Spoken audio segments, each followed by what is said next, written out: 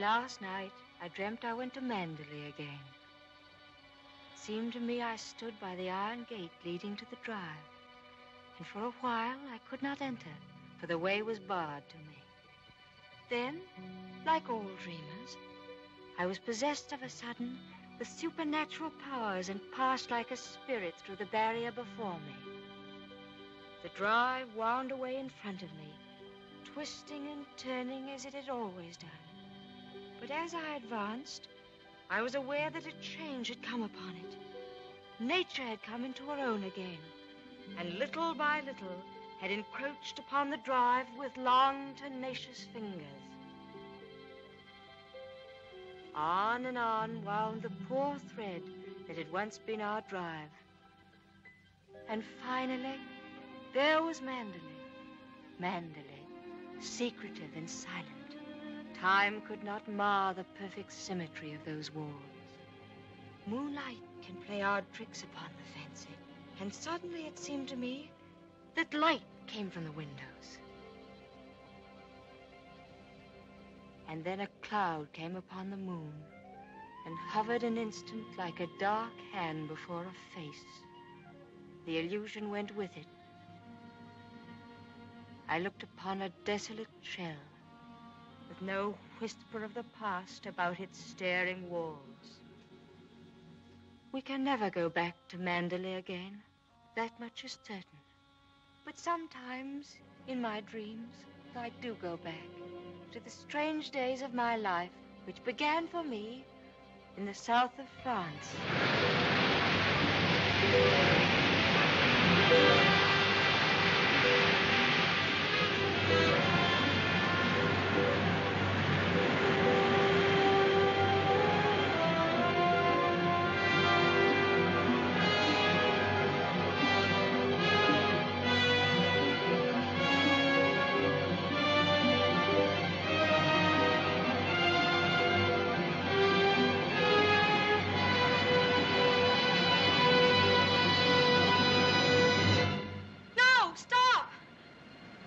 What the devil are you shouting about? Who are you? What are you staring at? I'm sorry, I didn't mean to stare, but I only thought... Oh, you did it. Well, what are you doing here? I was only walking. Well, get on with your walking. Don't hang about here screaming.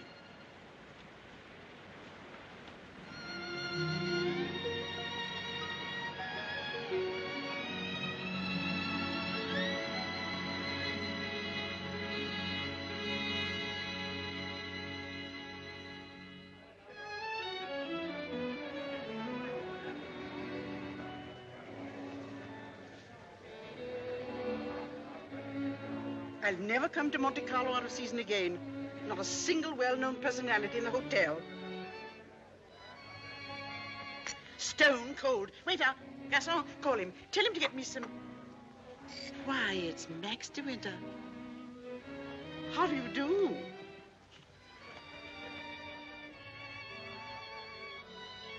How do you do? I'm Edith Van Hopper. It's so nice to run into you here, just when I was beginning to despair of finding any old friends here in Monte. But do sit down and have some coffee. Mr. De Winter's having some coffee with me. Go and ask the stupid waiter for another cup. I'm afraid I must contradict you.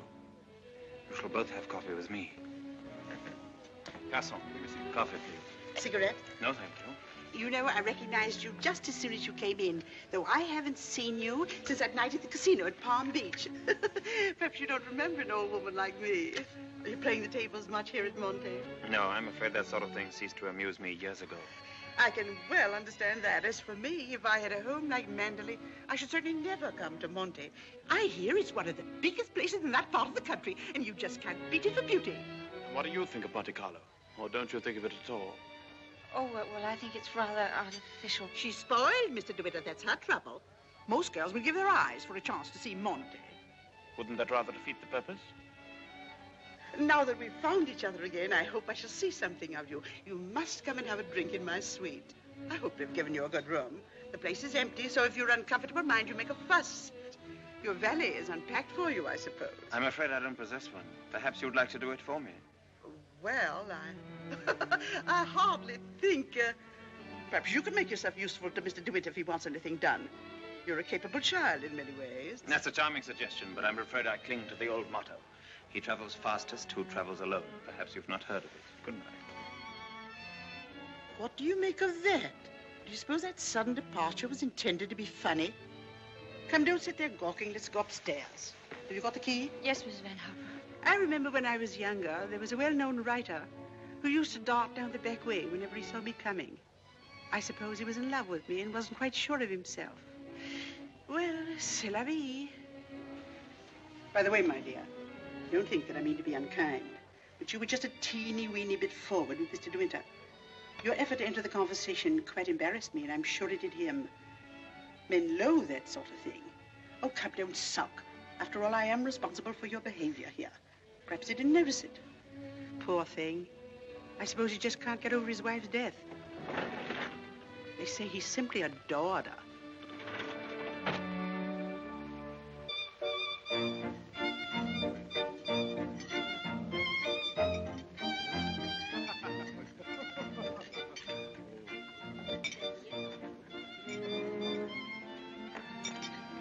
Louis, prenez la commande.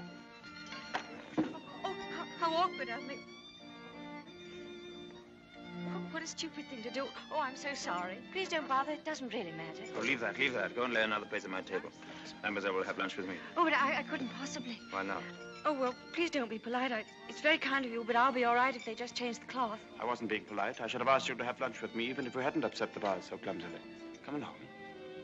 We needn't talk to each other if we don't feel like it. Well, thank you very much.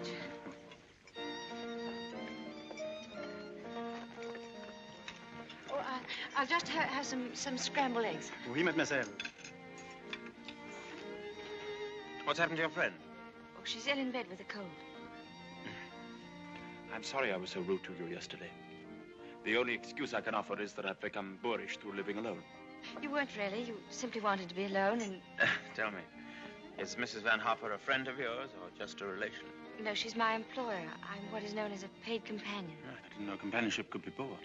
I looked up the word companion in the dictionary once. It said, a friend of the bosom. I don't envy you the privilege. Well, she's very kind, really, and I have to earn my living. Haven't you any family? No, my mother died years and years ago, and then there was only my father, and he died last summer. And then I took this job. How rotten for you. Yes, it was rather, because, you see, we got on so well together. You and your father? Yes, he was a lovely person, very unusual. What was he? A painter. Ah, was he a good one? Well, I thought so, but people didn't understand him. Yes, that's often the trouble. He painted trees. At least it was one tree. You mean he painted the same tree over and over again? Yes, you see, he had a theory that if you should find one perfect thing or place or person, you should stick to it. Do you think that's very silly? Not at all. I'm a firm believer in that myself. And what did you find to do with yourself while he was painting his tree? Well, I sat with him and I sketched a little. I don't do it very well, though. Oh, you're going sketching this afternoon? Yes. Where? I haven't made up my mind. I'll drive you somewhere in the car. Oh, no, please, I didn't mean... Oh, nonsense. Finish up that mess and we'll get along. Thank you, it's very kind of you, but I'm not very hungry. Oh, come on, eat it up like a good girl.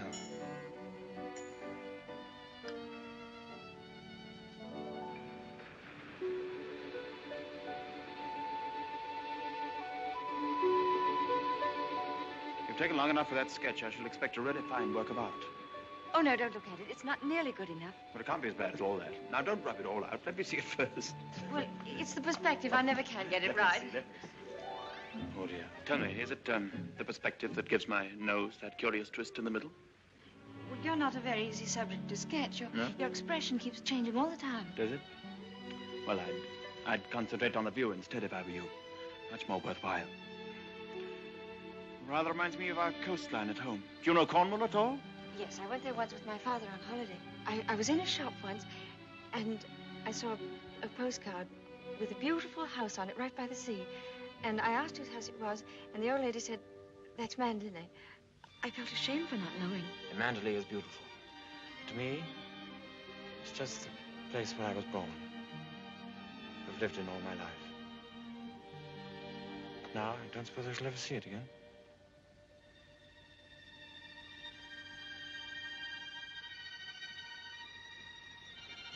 We're lucky not to be home during the bad weather, aren't we? I can't ever remember enjoying swimming in England till June, can you?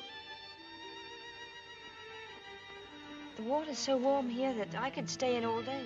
There's a dangerous undertow, and there's a man who drowned here last year. I never have any fear of drowning, have you?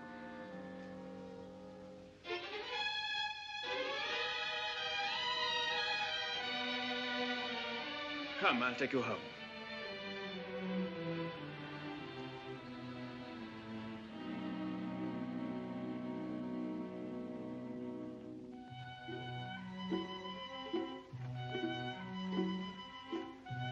Oh, yes. I know Mr. DeWitt well. I knew his wife, too. Before she married, she was the beautiful Reveka Hildreth, you know.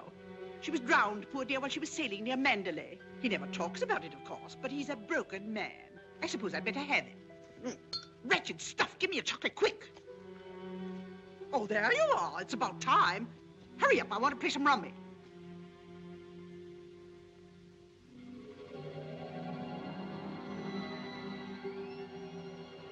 She was the beautiful Reveka Hildreth, you know. They say he simply adored her. She was the beautiful Reveka Hildreth, you know. I suppose he just can't get over his wife's death. She was the beautiful Reveka Hildreth, you know. But he's a broken man. Bonjour. Well, where are you going? Oh, I thought I'd take a tennis lesson. Oh, I see. I suppose you've had a look at the pro, and he's desperately handsome, and you've conceived a schoolgirl crush on him. All right, go ahead, make the most of it. Off duty? Oh, yes, Mrs. Van Hopper's cold's turned into flu, so she's got to train nurse. I'm sorry for the nurse. You keen on tennis? No, not particularly. That's good. We'll go for a drive.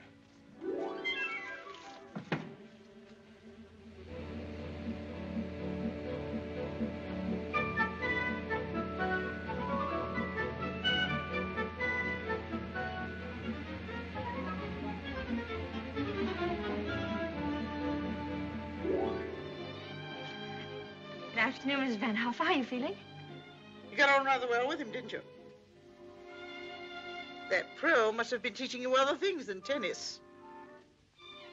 Hurry up, I want you to make some calls. Wonder if Mr. DeWitt is still in the hotel.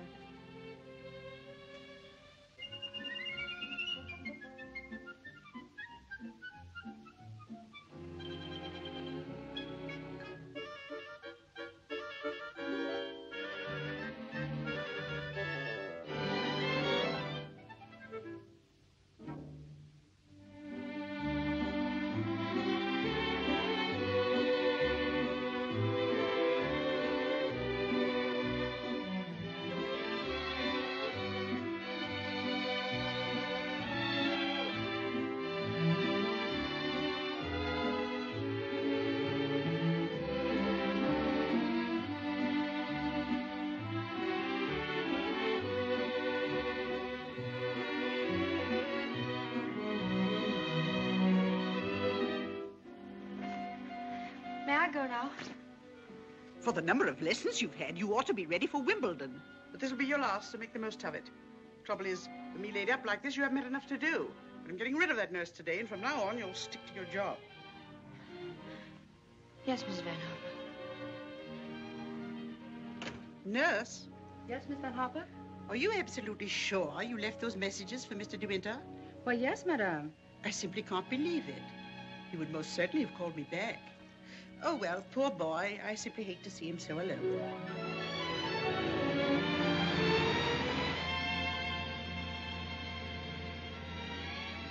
You know, I wish there could be an invention that bottled up the memory like perfume, and it never faded, never got stale. And then whenever I wanted to, I could uncork the bottle and live the memory all over again.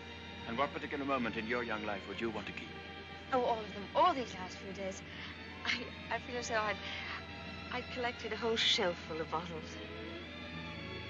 Sometimes, you know, those little bottles contain demons that have a way of popping out at you just as you're trying most desperately to forget.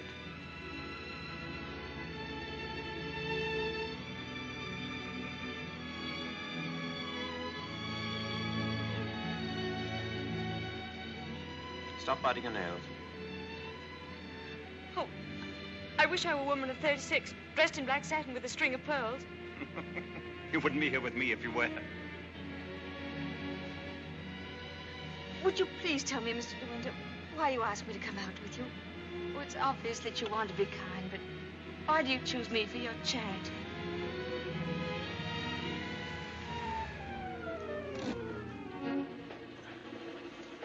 I asked you to come out with me because I wanted your company. You've blotted out the past for me more than all the bright lights of Monte Carlo. But if you think I just asked you out of kindness or charity, you can leave the car now and find your own way home. Go on, open the door and get out.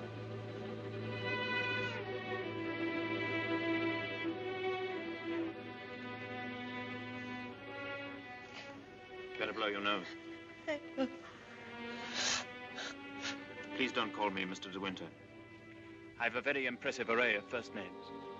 George, Fortescue, Maximilian. But you needn't bother with them all at once. My family call me Maxim. And another thing. Please promise me never to wear black satin or pearls. Or to be 36 years old. Yes, Maxim.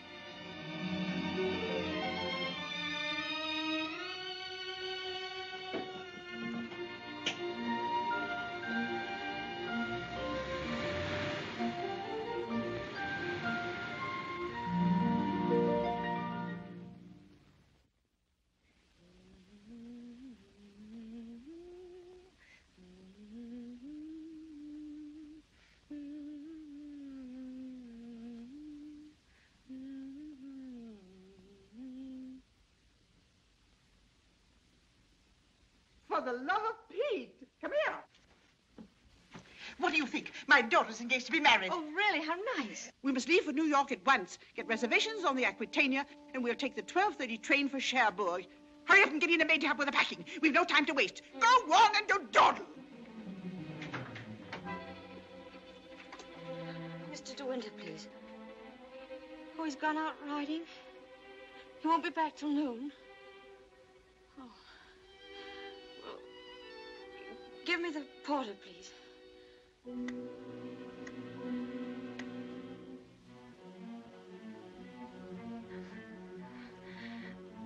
I'll go and see if there's anything left in my room.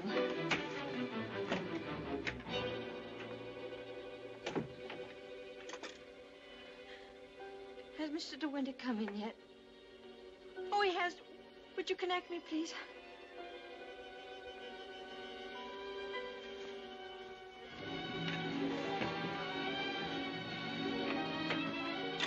Oh, I was looking for my book. I suppose I've packed it. Well, come on. The car's waiting at the door.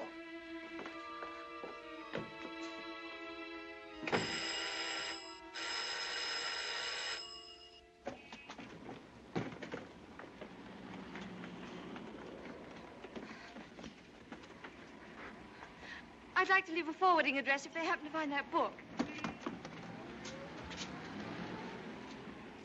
Would you ring Mr. De Winter, please? Yes, madame. 182.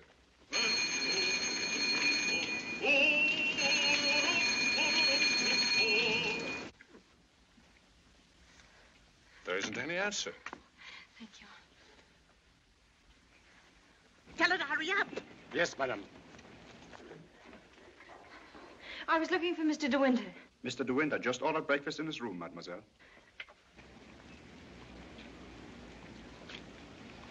Come in.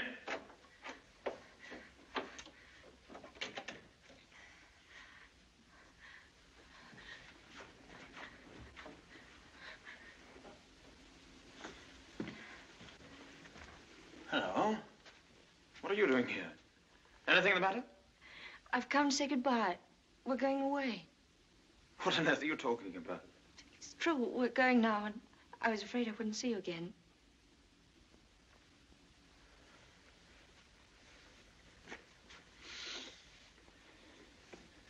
Where's she taking you to? New York.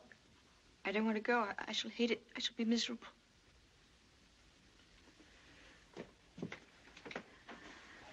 I'll dress in here. I shan't be long. Which would you prefer? New York or Mandalay? Oh, please don't joke about it. Mrs. Van Hopper's waiting, and I'd better say goodbye now. I repeat what I said.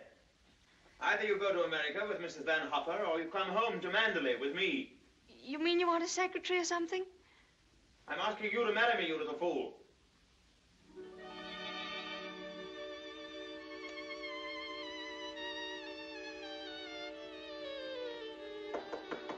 Come in.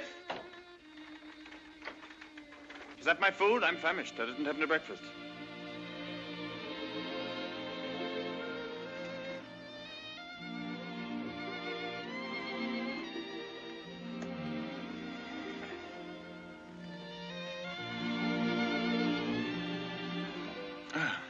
My suggestion didn't seem to go at all well. Sorry. Oh, but you don't understand. It's that well, I'm not the sort of person men marry. What on earth do you mean? I don't belong in your sort of world, for one thing. Well, what is my sort of world? Oh, well, mandolin, you know what I mean. Well, I'm the best judge of whether you belong there or not. Of course, if you don't love me, that's a different thing. Fine blow to my conceit, that's all. Oh, I do love you. I love you most dreadfully. I've been crying all morning because I thought I'd never see you again.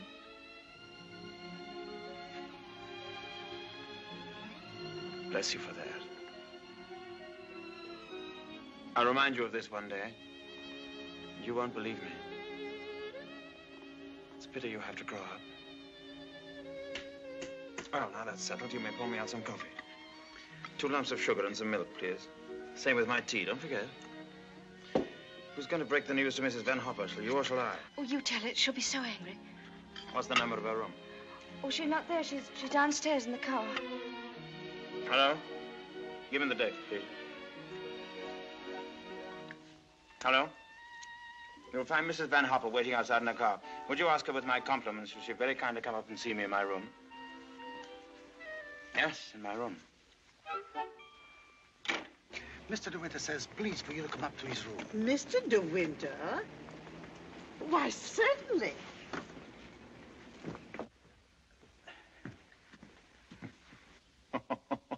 This isn't at all your idea of a proposal, is it?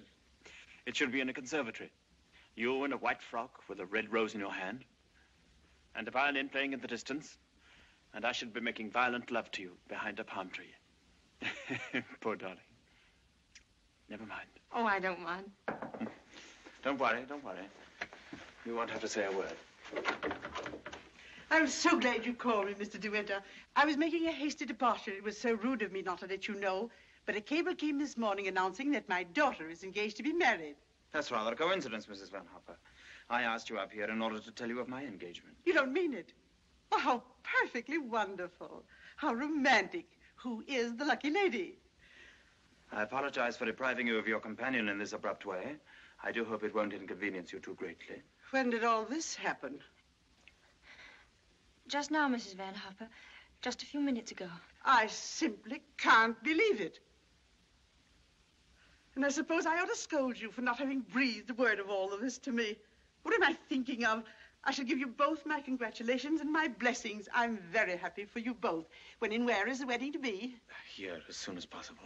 A whirlwind romance. Splendid. I could easily postpone my sailing for a week. This poor child has no mother, so I shall take responsibility for all the arrangements. Trousseau, reception, and everything, and I'll give the bride away. My luggage. Go down and tell the porter to take everything out of the car. Just a minute. We're most grateful, Mrs. Van Hopper, but I think we'd both prefer to have it all as quiet as possible. And I couldn't possibly allow you to change your sailing plans. Oh, but... No. Dear, I'll go down and see that your luggage is brought back. Thank you, Max. So this is what's been happening during my illness.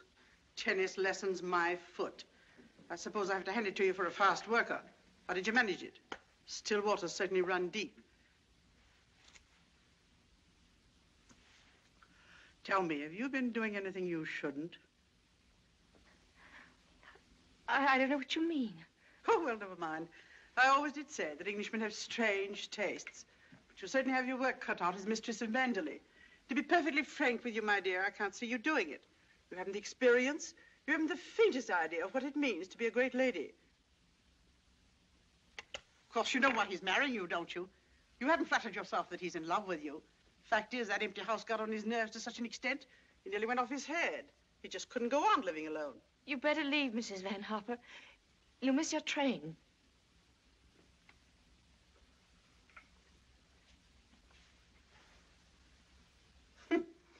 Mrs. De Winter. Goodbye, my dear, and good luck.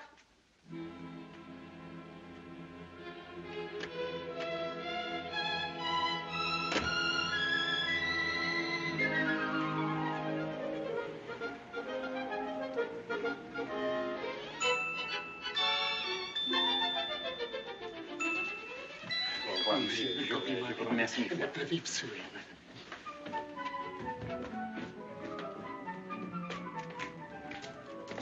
Monsieur, vous avez oublié votre carnet de mariage. Oh, he says I've forgotten the proof that we're married. Oh, good heavens.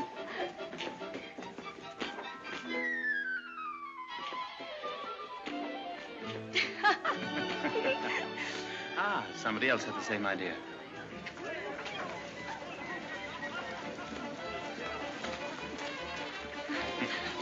Isn't she sweet? Yes. You'd have liked a bridal veil, wouldn't you? Or at least... Madame, combien ça fait? Ah, tu le remercie. Yes. Yes. Oh, Max, you're lovely. Oh, perfectly lovely. Oh, perfectly lovely.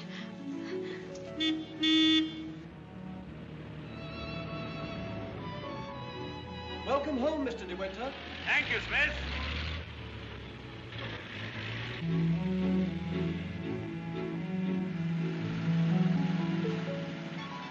Cold, darling. Yes, just a little bit. There's no need to be frightened, you know. Just be yourself and they'll all adore you.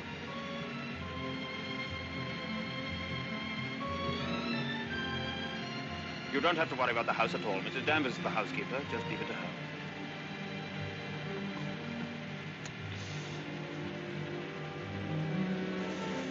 Hello. Starting to rain. Better hurry up.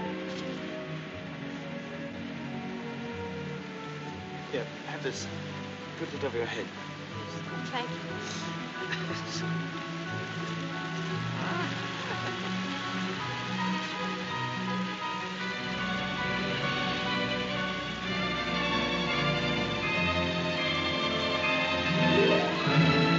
That's it. That's Mandalay.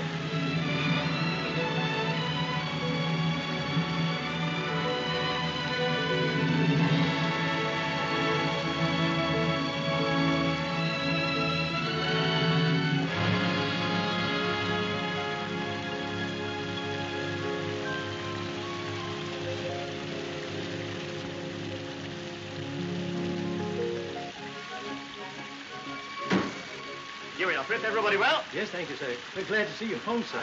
This is Mrs. De Winter, Frith. How do you do?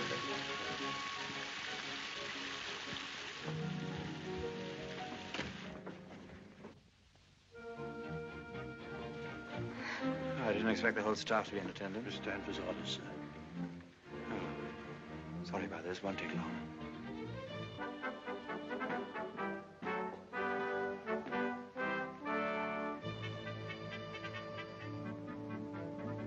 This is Mrs. Danvers. How do you do? How do you do? I have everything in readiness for you. That's very good of you. I didn't expect anything.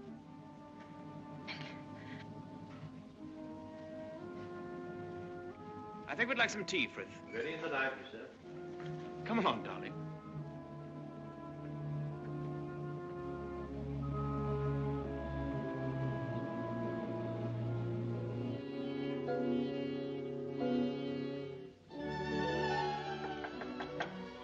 Oh, Maxim, come in. Oh, good evening, Mrs. Danvers. Good evening, madam.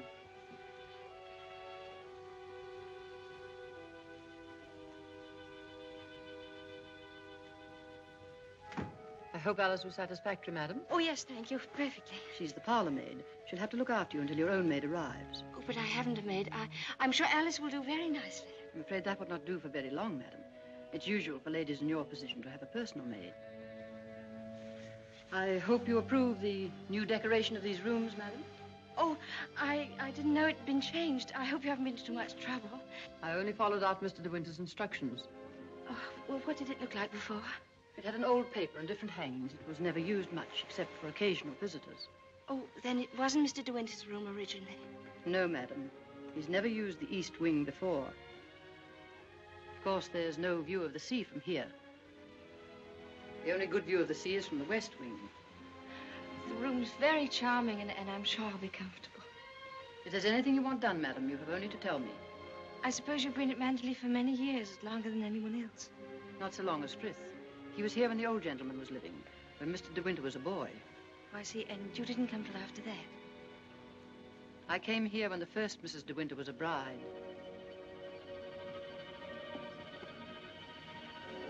Mrs. Danvers, I do hope we'll be friends. You must be patient with me. This sort of life is new to me, and I do want to make a success of it and make Mr. De Winter happy, so I know I can leave all the household arrangements to you. Very well. I hope I shall do everything to your satisfaction, madam.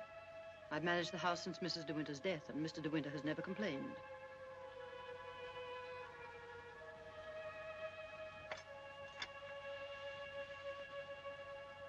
I think I'll go downstairs now.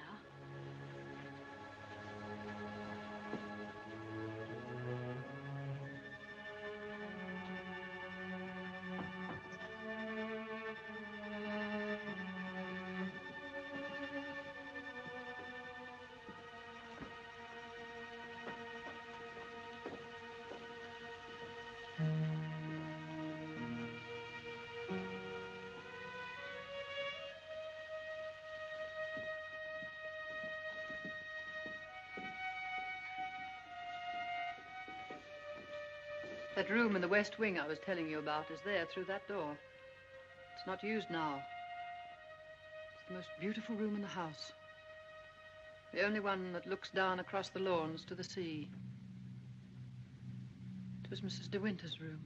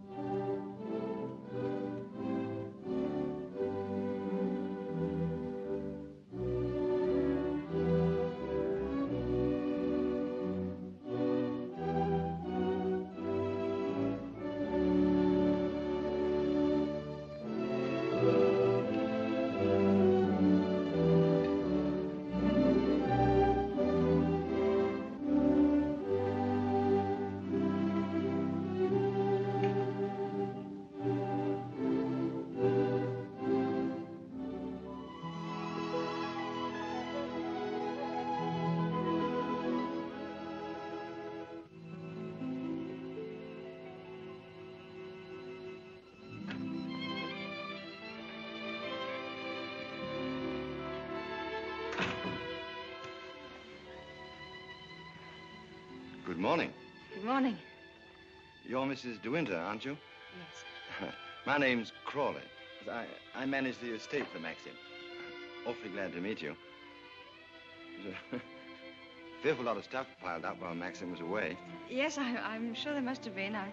I do wish I could help with some of it. Oh, no. Frank never allows anybody to help him. He's like an old mother hen with his bills and rents and taxes. Come on, Frank, we must go over these estimates. I'll get my papers. You'll find quantities of breakfast over there, but you must eat it all or cook will be mortally offended. Well, I'll do my best, Maxim. I have to go over the place with Frank just to make sure that he hasn't lost any of it. You'll be all right, won't you? Mm-hmm. Getting acquainted with your new home. Have a look at the Times. There's a thrilling article on what's the matter with English cricket. Oh, yes. My sister Beatrice and her husband, Giles Lacey, have invited themselves over for lunch. Today? Yes. I suppose the old girl can't wait to look you over. You'll find her very direct. If she doesn't like you, she'll probably tell you so to your face. Don't worry, darling. I'll be back in time to protect you from her. Goodbye, darling. Goodbye, Maxim. Goodbye. Goodbye.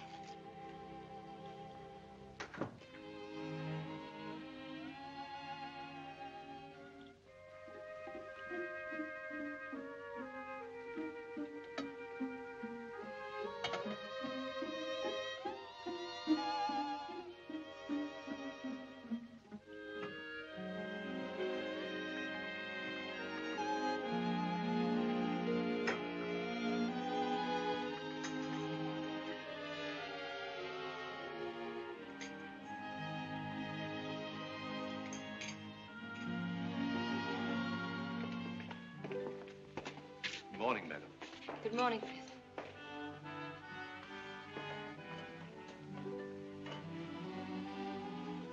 Isn't there anything I could get for you, madam? Oh, no, thank you, Frith. I'm really not very hungry. Thank you. The paper, madam. Oh, yes, thank you, Frith.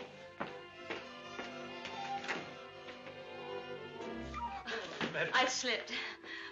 Oh, thank you, Frith.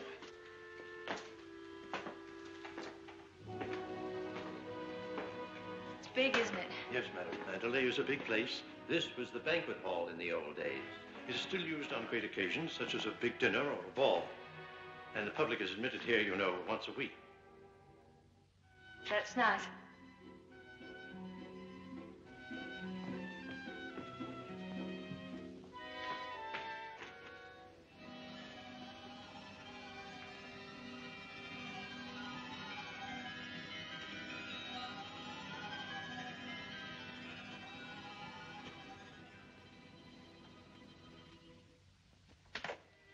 I beg pardon, madam. I'm afraid the fire is not usually lit in the library until the afternoon, but you'll find one in the morning room. Of course, if you wish this fire lit now, madam. Oh, no, Frith, I wouldn't dream.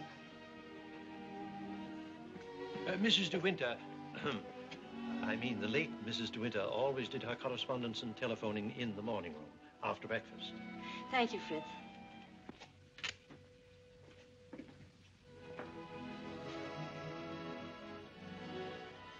Is anything wrong, madam? Oh, no. Which way is the morning room? Oh, it's that door there, on the left. Oh, yes, thank you.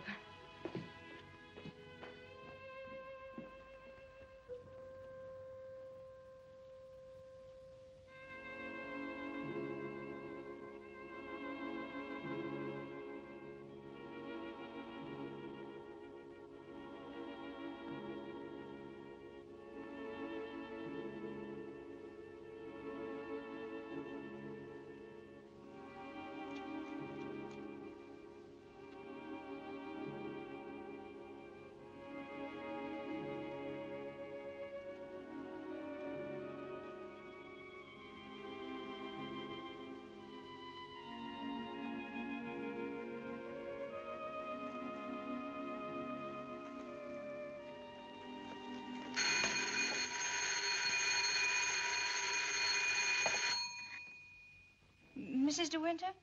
Oh, I'm afraid you've made a mistake. Mrs. De Winter's been dead for over a year. Oh, I mean... Oh. That was the house telephone, madam. Probably the head gardener wishing instructions. Did you want to see me, Mrs. Danvers? Mr. De Winter informed me that his sister, Mrs. Lacey, and Major Lacey are expected for luncheon. I'd like to know if you approve of the menu. Oh, well, I'm sure it's very suitable, very nice indeed. You'll notice, madam, that I've left a blank space for the sauce. Mrs. De Winter was most particular about sauces. Let's have whatever you think that Mrs. De Winter would have ordered. Thank you, madam. When you've finished your letters, Robert will take them to the post. My letters? Oh, yes, of course. Thank you, Mrs. Danvers.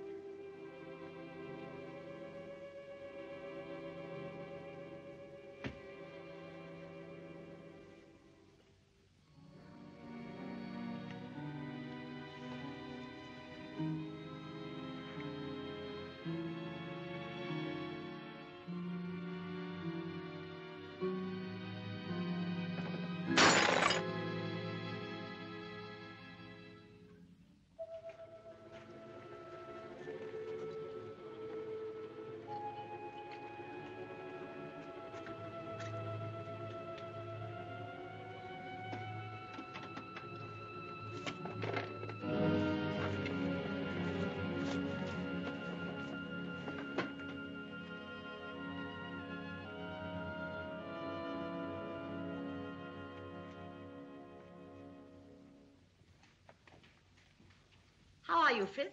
Good morning, Mrs. Lacey. Where's Mr. De Winter? I believe he went down to the farm with Mr. Crawley. How tiresome of him not to be here when we arrive, and how typical.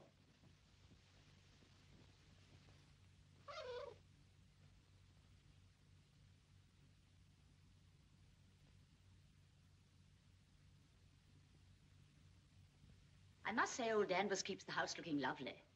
She certainly learnt that trick of arranging flowers from Reveka. I wonder how she likes it now, being ordered about by an ex-chorus girl.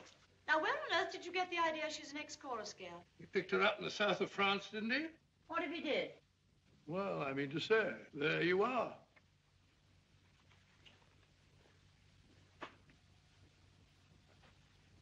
How do you do?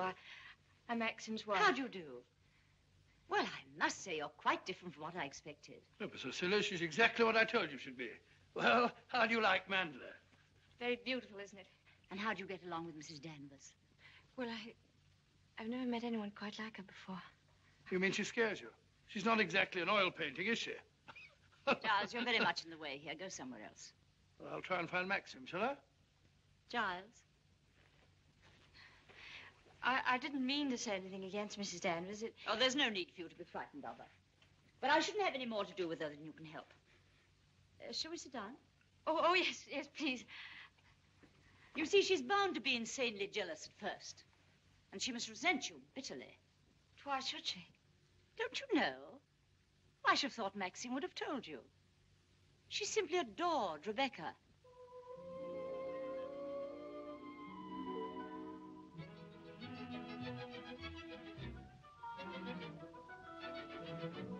How are you, Robert? Quite well, thank you, madam. Still having trouble with your teeth? Unfortunately, yes, madam. You should have them out. All of them. Wretched nuisances, teeth. Thank you, madam. Oh, what a plateful. Do you hunt? No, I don't. I'm afraid I don't even ride. Oh, have to ride down here. We all do. Which do you ride, side saddle or astride? Oh, yes, of course, I forgot you don't, do you? You must. Nothing else to do down here. Maxim, when are you going to have parties here again like the old days? Oh, I haven't thought about it. But everyone's dying to see you and... Yes, I bet they are. Why don't you have the masquerade ball again this summer? My dear, are you fond of dancing? Well, I love it, but I'm not very good at it. Do you rumble? I've never tried. You must teach me. I say, well, I'm trying to find out exactly what your wife does do. She sketches a little. Sketches?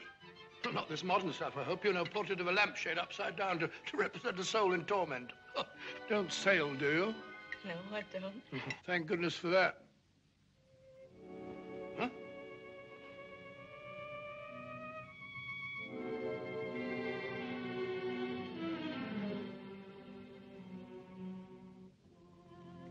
You're very much in love with Maxim, aren't you? Yes, I can see you are. Don't mind my saying so, but why don't you do something about your hair? Why don't you have it cut or sweep it back behind your ears? Oh, no, that's worse. What does Maxim say about it? Does he like it like that? Well, he never mentions it. Oh, well, don't go by me. I can see by the way you dress you don't care a hoot how you look. But I wonder Maxim hasn't been at you. He's so particular about clothes. I don't think he ever notices what I wear. Oh, well, he must have changed a lot then. You mustn't worry about old Maxim and his moods. One never knows what goes on in that quiet mind of his. Often he gets into a terrible rage. And when he does... But I don't suppose he'll lose his temper with you. You seem such a placid little thing. Come along, old girl. We've got to be on the first tee at 3 o'clock. All right, I'm coming. Oh, goodbye, Maxim, old boy. Goodbye, Giles. Thanks for coming, old boy. Goodbye, my dear. Forgive me for asking you so many rude questions. We both really hope you'll be very happy. Thank you, Beatrice. Thank you very much. And I must congratulate you upon the way Maxim looks. We were very worried about him this time last year. But then, of course, you know the whole story. Goodbye, Beatrice. Goodbye, old boy. Of course, there is.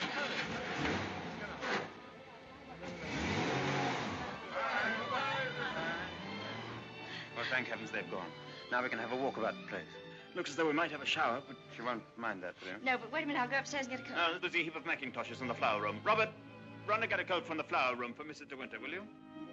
What do you think of Beatrice? Oh, I liked her very much, but she kept saying that I was quite different from what she expected. What the devil did she expect? Oh, someone smarter and more sophisticated, I'm afraid. Oh. Do you like my hair? Your hair? Yes, of course I do. What's the matter with it? Oh, I don't know. I just wondered. How funny you are. Thank you. Do I have to put it on? Yes, certainly. Can't be too careful with children. Come on, Jasper. Come and take some of that fat off.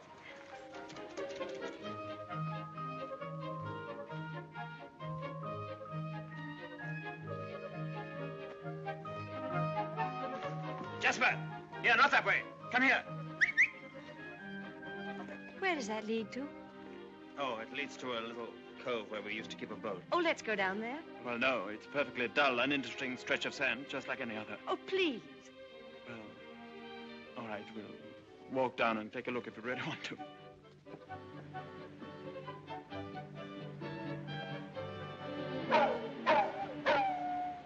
That's Jasper. There must be something wrong. Perhaps he's hurt himself. No, he's all right. Leave him alone. Don't you think I'd better go and see? Don't bother about him, I tell you. He can't come to any harm. He'll find his own way back.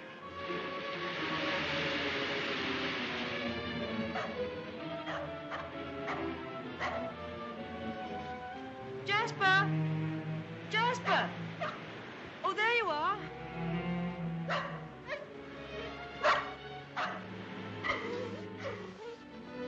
What do you want in there, Jasper? Come on. Come on. Let's go home. Jasper!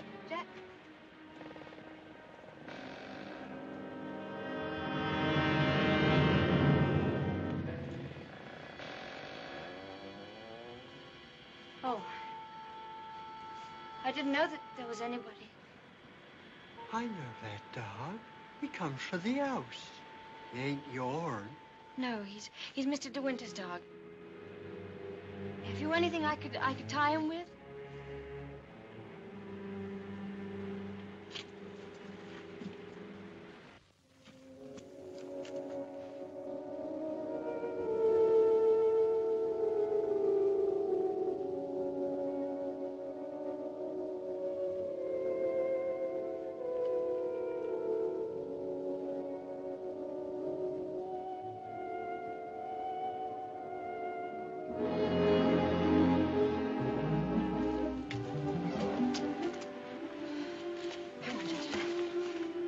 Tell anyone you saw me in there, will you?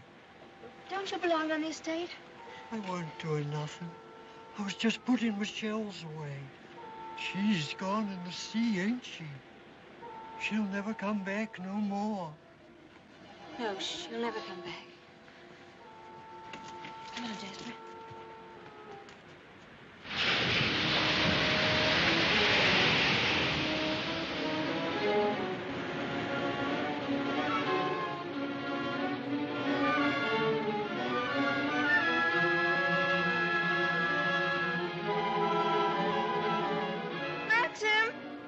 What's the matter? Maxim! I'm sorry I was such a time, but I had to find a rope for Jasper. Hurry up, Jasper, for heaven's sake. Please wait for me. Maxim, what is it? You look so angry. You knew I didn't want you to go there, but you deliberately went. Why not? There was only a cottage down there and a strange man who was... You didn't go into the cottage, did you? Yes, the door... Well, don't go there again, do you hear? Well, why not? Because I hate the place, and if you had my memories, you wouldn't go there or talk about it or even think about it. What's the matter? Oh, I'm sorry, please. We should have stayed away. We should never have come back to Mandalay. Oh, what a fool I was. I made you unhappy. Somehow I've hurt you. Oh, I can't bear to see you like this. Because I love you so much. Do you? Do you? Ah, I've made you cry. Forgive me. I sometimes seem to fly off the handle for no reason at all. Don't I? Come. We'll go home and have some tea and forget all about it. Yes, let's forget all about it. Here, let me have Jasper.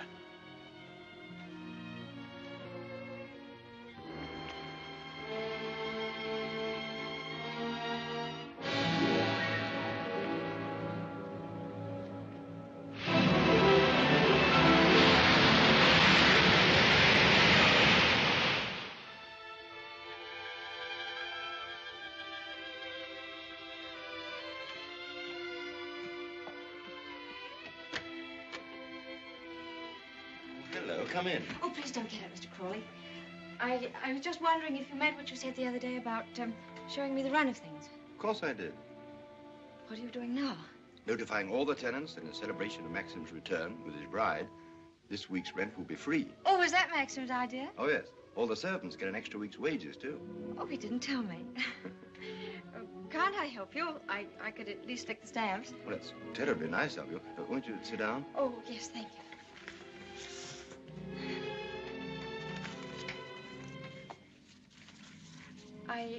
I was down at the cottage on the beach the other day. There was a man there, a queer sort of person. Jasper kept barking at him. Oh, yeah. Must have been Ben. Excuse me. He's quite harmless. We give him odd jobs now and then. That cottage place seems to be going to rack and ruin. Why isn't something done about it? Well, I think if Maxim wanted anything done about it, he'd tell me. Are those all Rebecca's things down there? Yes. Yes, they are. What did she use the cottage for? The boat used to be moored near there. What boat? What happened to it? Was that the boat she was sailing in when she was drowned? Yes. Capsized and sank. She was washed overboard. Wasn't she afraid to go out like that alone? She wasn't afraid of anything. Where did they find her? Near Edgecombe. About 40 miles up channel, about 2 months afterwards. Maxim went up to identify her. It was horrible for him. Yes, it must have been. Mr. Crawley, please don't think me morbidly curious. It isn't that. It's just that I feel at such a disadvantage. All the time, whenever I meet anyone, Maxim's sister or even the servants, I know they're all thinking the same thing. They're all comparing me with her, with Rebecca. Oh, you mustn't think that. I can't tell you how glad I am that you married Maxim. It's going to make all the difference to his life. And from my point of view, it's very refreshing to find someone like yourself who's not entirely in tune, shall we say, with Manderley. That's very sweet of you. I dare say I've been stupid, but every day I realize the things that she had and that I lacked. Beauty and wit and intelligence and all the things that are so important in a woman. Well, you have qualities that are just as important. More important, if I may say so. Kindness and sincerity and, if you'll forgive me, modesty mean more to a husband than all the wit and beauty in the world. We none of us want to live in the past. Maxim least of all. It's up to you, you know, to lead us away from it. I promise you I won't bring this up again, but before we end this conversation, would you answer just one more question? If it's something I'm able to answer, I'll do my best. Tell me, what was Rebecca really like?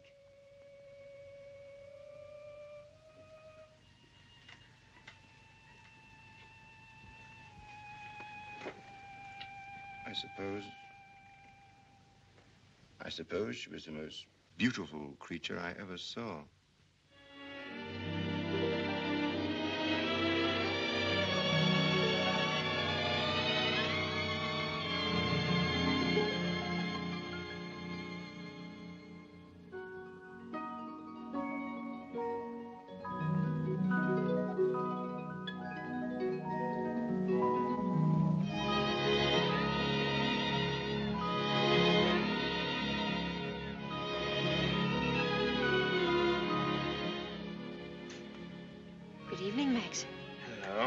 Of the honeymoon have arrived at last.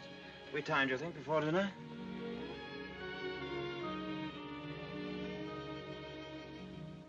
What on earth have you done to yourself? Oh, nothing. I just ordered a new dress from London. I hope you don't mind. Oh, no. Well, do you think there's something's right for you? Doesn't seem your type at all. I thought you'd like it. And what have you done to your hair? Oh, I see. Oh, dear, oh, dear, oh, dear. I'm sorry. You look lovely, lovely. It's very nice for a change. Shall we see these pictures? Yes, I'd love to see them.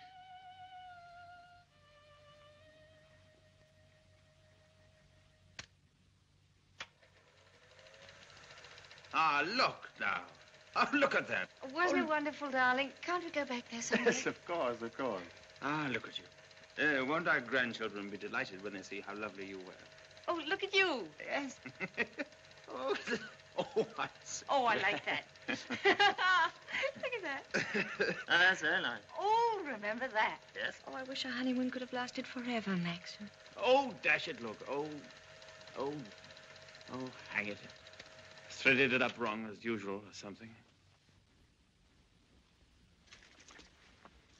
Yes, Frith, what is it? Excuse me, sir. May I have a word with you? Yes.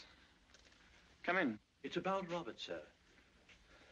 There's been a slight unpleasantness between him and Mrs. Danvers. Oh, dear.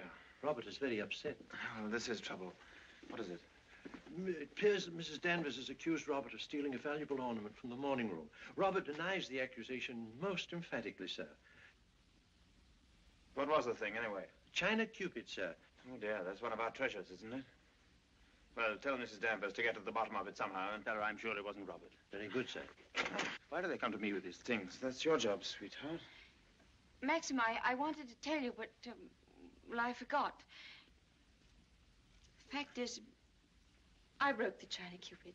You broke it? Now, why on earth didn't you say something about it when Frith was here? I don't know. I didn't like to. I was afraid he'd think me a fool. Well, you think you're much more of a fool now. You'll have to explain to him and Mrs. Danvers. Oh, no, Maxim, you do it. I'll go upstairs. Don't be such a little idiot, darling. Anybody would think you were afraid of them. It was all a mistake, Mrs. Danvers. Apparently, Mrs. De Winter broke the cupid herself and forgot to say anything about it. I'm so sorry. I never thought that I'd get Robert into trouble. Is it possible to repair the ornament, madam? No, I'm afraid it isn't. It was smashed into pieces. What did you do with the pieces? Well, I put them at the back of one of the drawers in the writing desk. Well, it looks as though Mrs. De Winter were afraid you were going to put her in prison, doesn't it, Mrs. Danvers? Well, never mind. Do what you can to find the pieces, see if they can be mended, and above all, tell Robert to dry his tears. I shall apologize to Robert, of course. Perhaps if such a thing happens again, Mrs. De Winter will tell me personally. Yes, yes, all right. Thank you, Mrs. Danvers.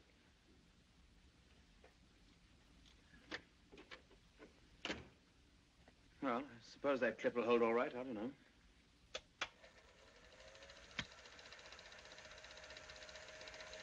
I'm awfully sorry, darling. It was very careless of me. Mrs. Danvers must be furious with me. Oh, hang Mrs. Danvers. Why on earth should you be frightened of her? Behave more like a upstairs maid or something, like the mistress of the house at all. Yes, I know I do. But I feel so uncomfortable. I try my best every day, but it's very difficult with people looking me up and down as if I were a prize cow. Well, what does it matter if they do? You must remember that life at Mandel is the only thing that interests anybody down here. What a slap in the eye I must have been to them then. I suppose that's why you married me. Because you knew I was dull and gauche and inexperienced and there could never be any gossip about me. Gossip? What do you mean? I don't know. I just said it for something to say. Don't look at me like that. Maxim, what's the matter? What have I said?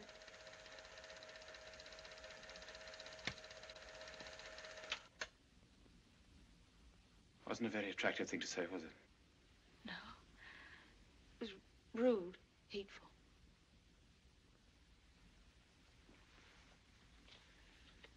I wonder if I did a very selfish thing in marrying you. How do you mean? I'm not much of a companion to you, am I? You don't get much fun, do you? You ought to have married a boy. Someone of your own age. Maxim, why do you say this? Of course we're companions. Are we? I don't know. I'm very difficult to live with. No, you're not difficult. You're easy, very easy. Our marriage is a success, isn't it? A great success? We're happy, aren't we? Terribly happy.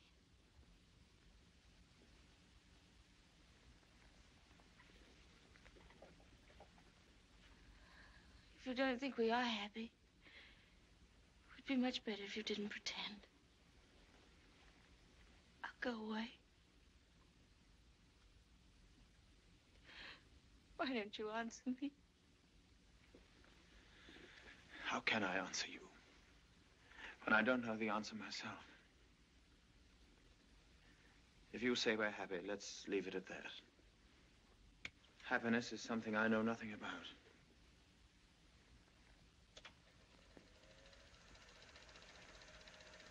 Oh, look. There's the one when I left the camera running on the tripod, remember?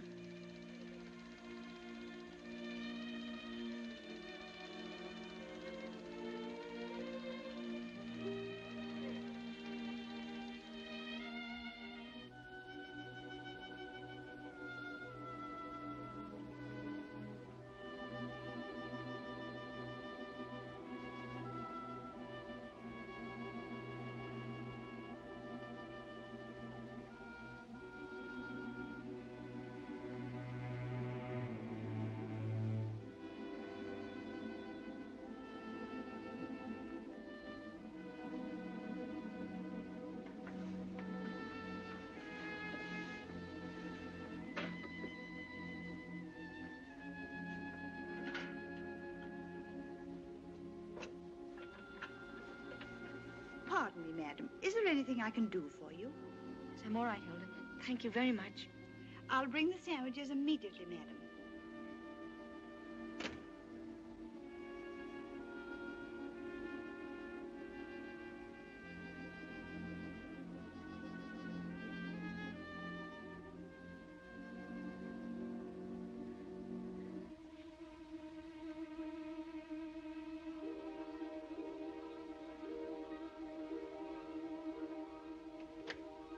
Hilda? Yes, madam? The West Wing. Nobody ever uses it anymore, do they? No, madam. Not since the death of Mrs. De Winter.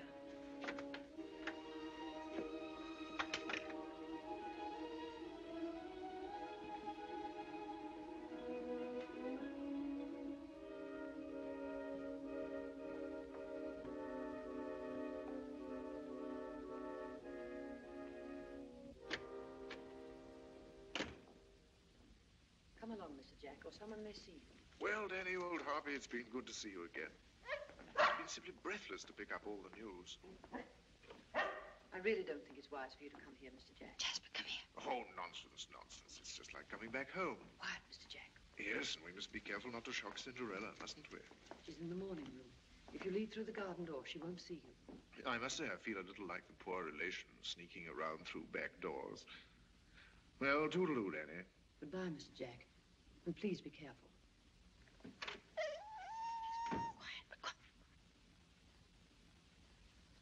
Looking for me? Oh, I didn't make you jump, did I? No, of course not. I didn't quite know who it was. Yes. You're pleased to see me, aren't you, old boy? I'm glad there's someone in the family to welcome me back to Manderley. And, how is dear old Max? Very well, thank you. I hear he went up to London, left his little bride all alone. It's too bad.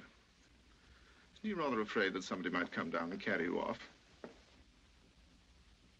Danny, all your precautions were in vain. The mistress of the house was hiding behind the door. Oh, what about presenting me to the bride? This is Mr. Favell, madam. How do you do? How do you do? Well, won't you have some tea or something? Well, now, isn't that a charming invitation? I've been asked to stay to tea, Danny, and I have a good mind to accept.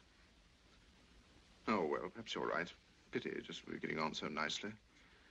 We mustn't lead the young bride astray, must we, Jasper? Goodbye. It's been fun meeting you.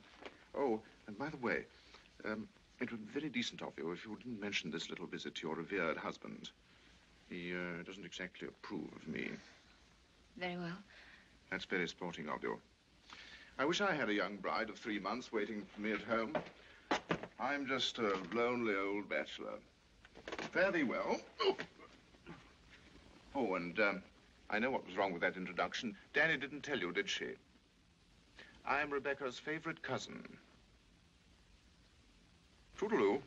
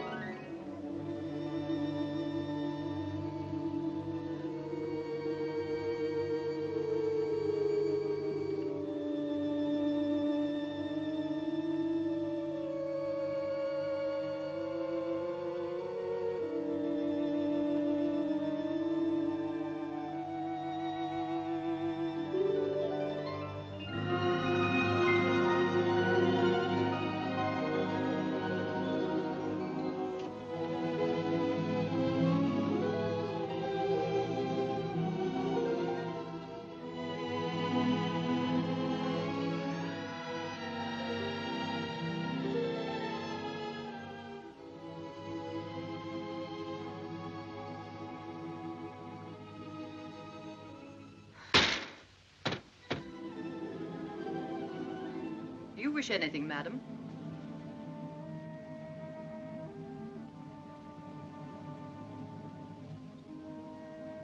I didn't expect to see you, Mrs. Danvers. I noticed that the window wasn't closed, and I came up to see if I could fasten it. Why did you say that? I closed it before I left the room. You opened it yourself, didn't you? You've always wanted to see this room, haven't you, madam? Why did you never ask me to show it to you? I was ready to show it to you every day.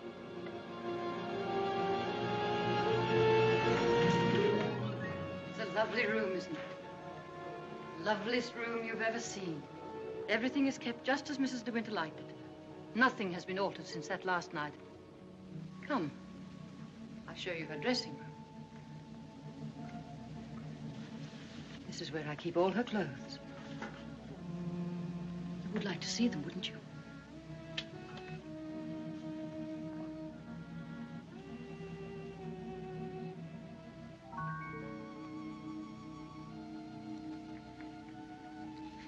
Feel this.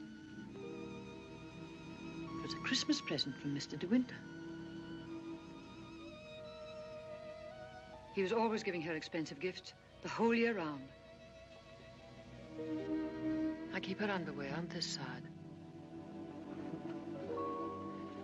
They were made specially for her by the nuns in the convent of St. Clair. I always used to wait up for her, no matter how late. Sometimes she and Mr. De Winter didn't come home until dawn. While she was undressing, she'd tell me about the party she'd been to. She knew everyone that mattered. Everyone loved her. When she'd finished her bath, she'd go into the bedroom and go over to the dressing table.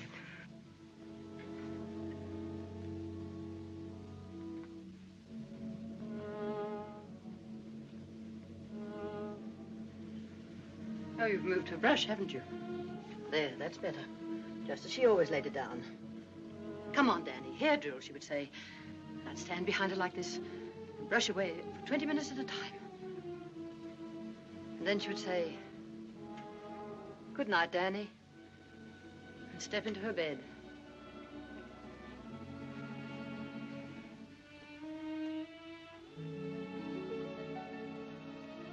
I embroidered this case for her myself, and I keep it here always.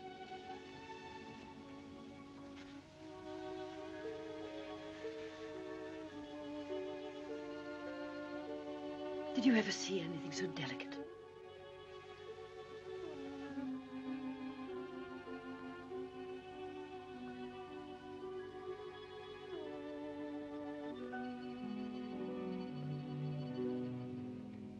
Look, you can see my hand through it.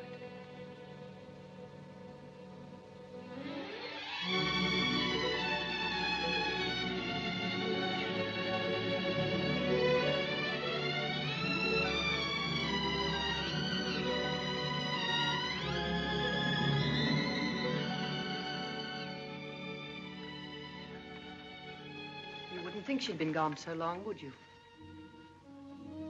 Sometimes when I walk along the corridor, I fancy I hear her just behind me. That quick, light step. I couldn't mistake it anywhere. It's not only in this room. It's in all the rooms in the house.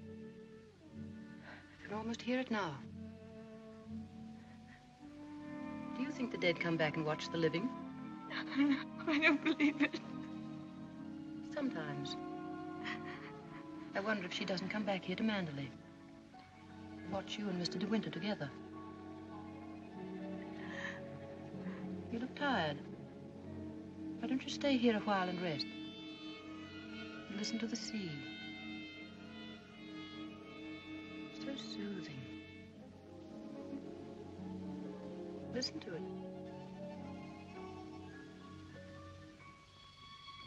Listen. Listen to the sea.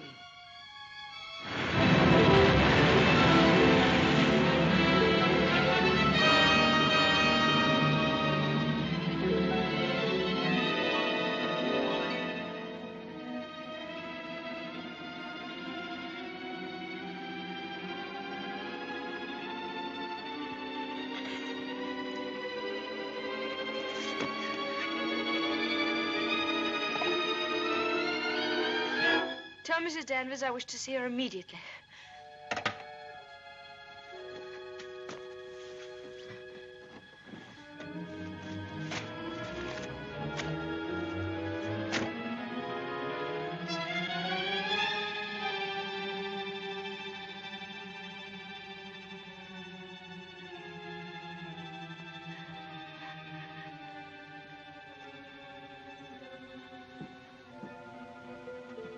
You sent for me, madam? Yes, Mrs. Danvers. I want you to get rid of all these things. These are Mrs. De Winter's things. I am Mrs. De Winter now. Very well, I'll give the instructions. Just a moment, please. Mrs. Danvers, I intend to say nothing to Mr. De Winter about Mr. Favel's visit. In fact, I prefer to forget everything that happened this afternoon.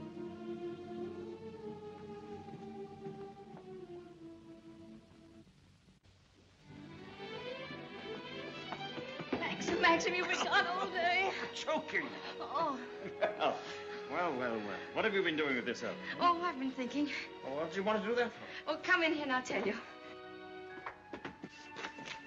Darling, could we have a costume ball, just as you used to? Now, what put that into your mind?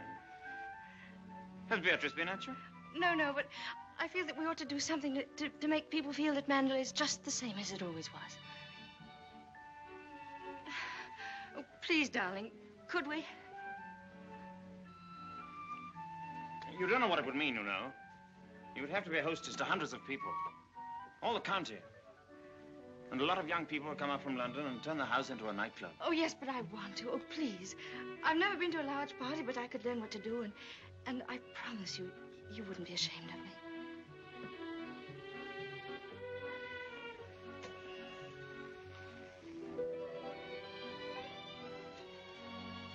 All right, if you think you'd enjoy it. You better get Mrs. Danvers to help you, hadn't you? No, I don't need Mrs. Danvers to help me. I can do it myself. Oh, all right, my sweet. Oh, thank you, darling. Thank you. Well, what will you go as? Oh, I never dress up. That's the one privilege I claim as the host. What will you be, Alice in Wonderland with that ribbon around your hair? No, I won't tell you. I'll design a costume all by myself and give you the surprise of your life.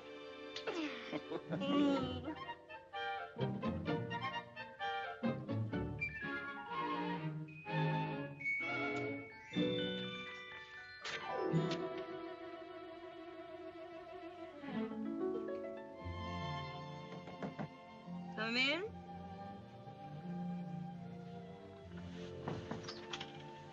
Robert found these sketches in the library, madam. Did you intend throwing them away? Yes, Mrs. Danvers, I did. They were just some ideas I was sketching for my costume for the ball. Hasn't Mr. De Winter suggested anything? No, I want to surprise him. I don't want him to know anything about it. I merely thought that you might find a costume among the family portraits that would suit you. Oh, you mean those at the top of the stairs? I'll go and look at them.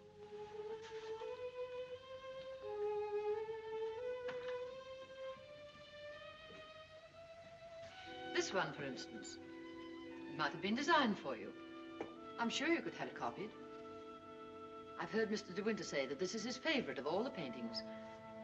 It's Lady Caroline De Winter, one of his ancestors. Oh, well, that's a splendid idea, Mrs. Danvers. I'm very grateful.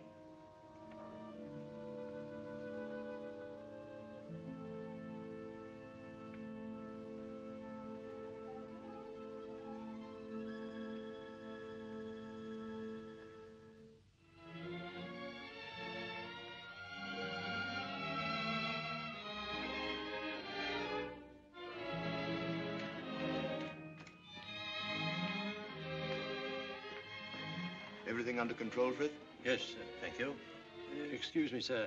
Are you supposed to be a schoolmaster? Oh, no. This is just my old cap and gown. Certainly makes a very nice costume, sir. And economical, too. Yes, that was the idea.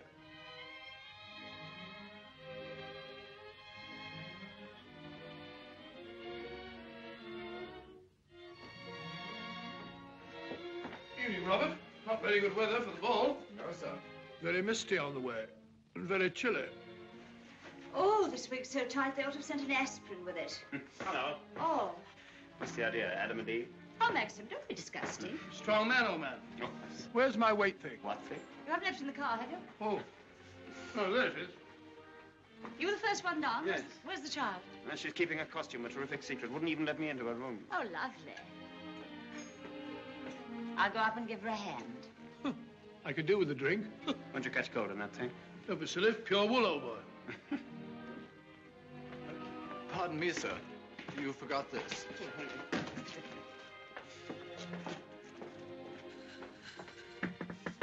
Here I am, dear. It's Bee. I've come to give you a hand. Oh, please don't come in, Beatrice. I don't want anyone to see my costume. Oh. Oh, well, you won't be long, will you? Because the first people will be arriving any moment. Now, you're sure that's where that should be? Yes, madam, it's just right. Oh, isn't it exciting? Indeed it is, madam. I've always heard of the Mandalay Ball, and now I'm really going to see one. Sure, there'll be no one there to touch you, madam. Do you really think so? Now, where's my fan? Now, you're sure I look all right? You look ever so beautiful. Well, here goes.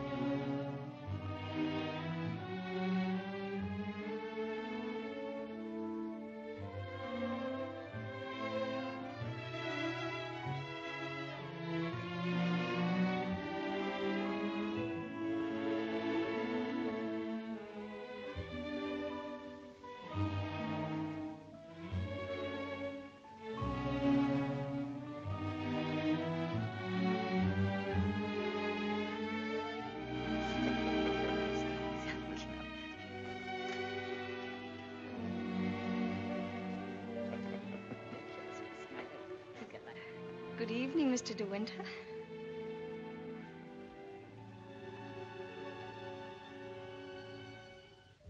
What the devil do you think you're doing?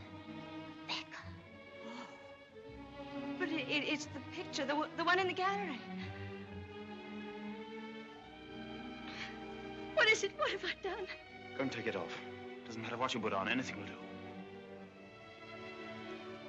What are you standing there for? Didn't you hear what I said? Sir George and Lady Moore, Dudley Tennant, Admiral and Lady Burbank.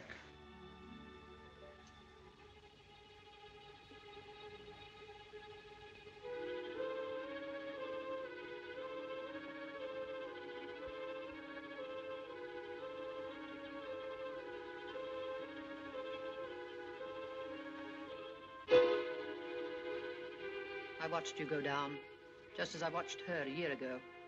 Even in the same dress, you couldn't compare. You knew it. You knew that she wore it, and yet you deliberately suggested I wear it. Why do you hate me? What have I done to you that you should ever hate me so? You tried to take her place. You let him marry you. I've seen his face, his eyes. They're the same as those first weeks after she died. I used to listen to him, walking up and down, all night long, night after night, thinking of her, suffering torture because he'd lost her. I don't want to know. I don't want to know. You thought you could be Mrs. De Winter, live in her house, walk in her steps, take the things that were hers, but she's too strong for you. You can't fight her. No one ever got the better of her. Never, never. She was beaten in the end, but it wasn't a man, it wasn't a woman. It was the sea. Oh, stop it, stop it, oh, stop it.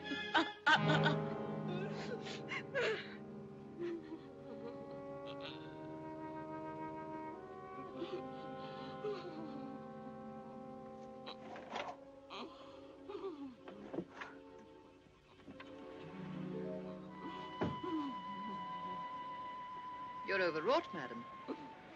I've opened a window for you. A little air will do you good.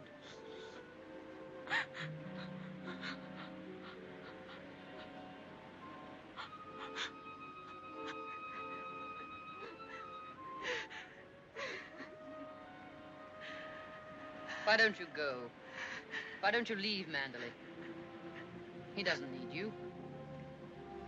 He's got his memories. He doesn't love you. He wants to be alone again with her. You've nothing to stay for. You've nothing to live for, really, have you? Look down there. It's easy, isn't it? Why don't you? Why don't you? Go on. Go on.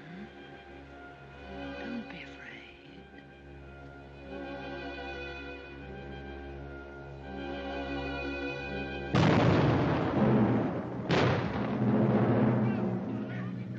Shipwreck! Ship on the rocks! Ship aground! Sending a rocket! Shipwreck! Come on, everybody! Down to the bay! Notify the Coast Guard! She's aground! Maxim! Maxim! Ship ashore! Come on, everybody! Come on! Maxim! Maxim!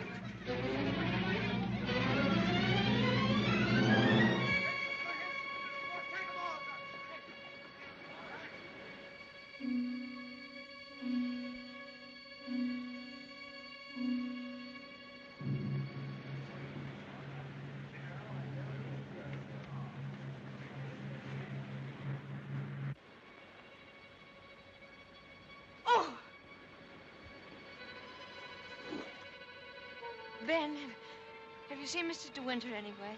She won't come back, will she? You said so. Who, Ben? What do you mean? Ah, the other one.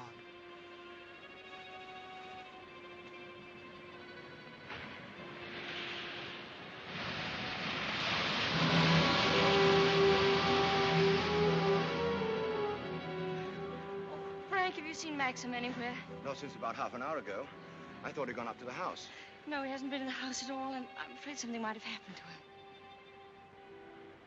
Frank, what's the matter? Is anything wrong? There is something wrong. Well, the diver who went down to inspect the bottom of the ship came across the hull of another boat. A little sailboat. Frank, is it? Yes. It's Rebecca's. How did they recognize it? It was a local man. Knew it instantly. It'll be so hard on poor Maxim. Yes. It's going to bring it all back again. And worse than before. Why did they have to find it? Why couldn't they have left it there in peace at the bottom of the sea? Why, better get along and arrange some breakfast for the men. All right, Frank, I'll go and look for Maxim.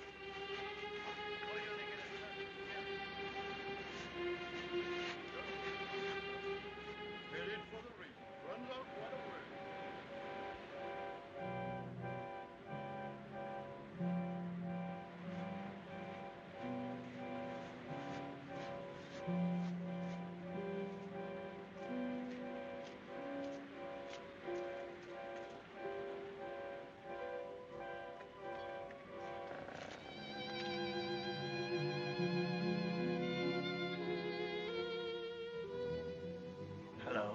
Maxim! You haven't had any sleep. Have you forgiven me? Forgiven you? What have I got to forgive you for? For last night, my stupidity about the costume. Oh, that. I'd forgotten. I was angry with you, wasn't I? Hmm. Maxim, can't we start all over again? I don't ask that you should love me. I won't ask impossible things. I'll be your friend, your companion. I'll be happy with that.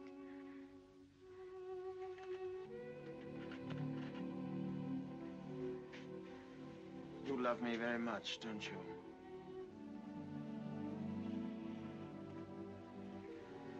But it's too late, my darling.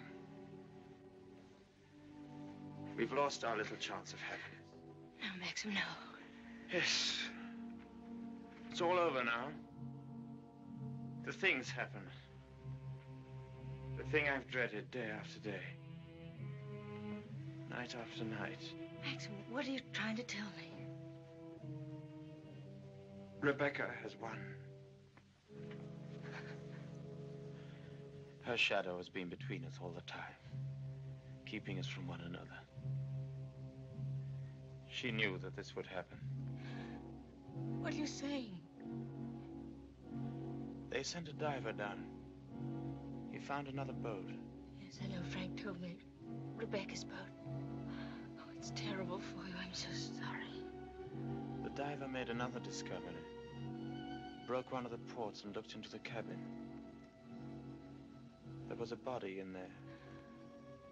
She wasn't alone. There was someone sailing with her, and you have to find out who it was.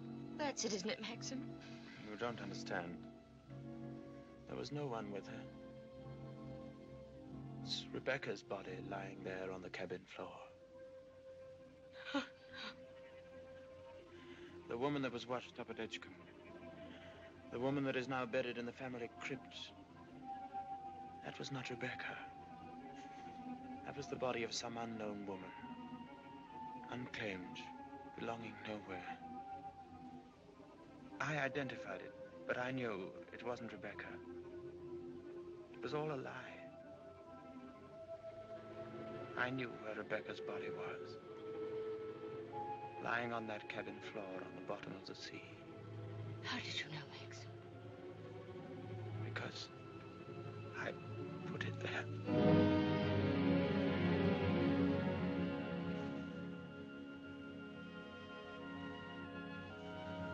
Will you look into my eyes and tell me that you love me now?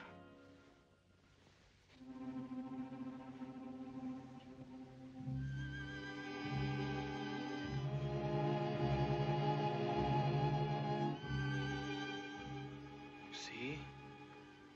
I was right. It's too late.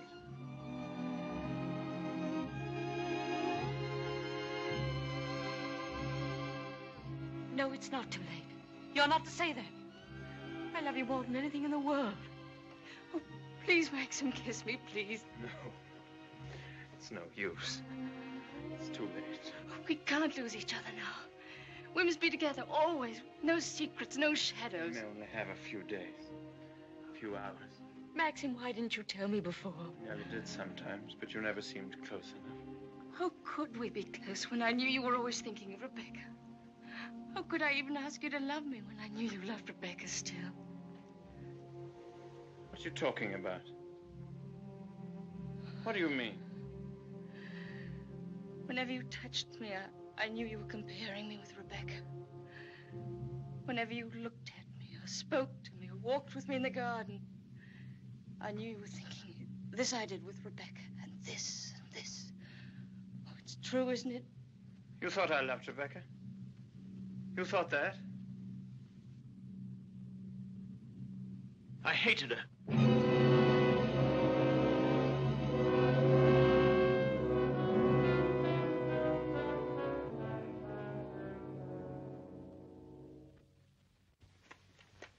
Oh, I was carried away by her. Enchanted by her, as everyone was. And when I was married, I was told I was the luckiest man in the world. She was so lovely, so accomplished, so amusing. She's got the three things that really matter in a wife, everyone said. Breeding, brains, and beauty. And I believed them completely. But I never had a moment's happiness with her. She was incapable of love, or tenderness, or decency. You didn't love her. You didn't love her. Do you remember that cliff where you first saw me in Monte Carlo? Well, I went there with Rebecca on our honeymoon. That was when I found out about her. 4 days after we were married. She stood there laughing, her black hair blowing in the wind, and told me all about herself. Everything. Things I'll never tell a living soul. I wanted to kill her. It would have been so easy. You remember the precipice? I frightened you, didn't I? You thought I was mad. Perhaps I was. Perhaps I am mad. It wouldn't make for sanity, would it? Living with the devil. I'll make a bargain with you, she said. You'd look rather foolish trying to divorce me now after 4 days of marriage. So I'll play the part of a devoted wife, mistress of your precious Mandalay. I'll make it the most famous showplace in England, if you like. And people will visit us and envy us and say we're the luckiest, happiest couple in the country. What a grand joke it'll be. What a triumph.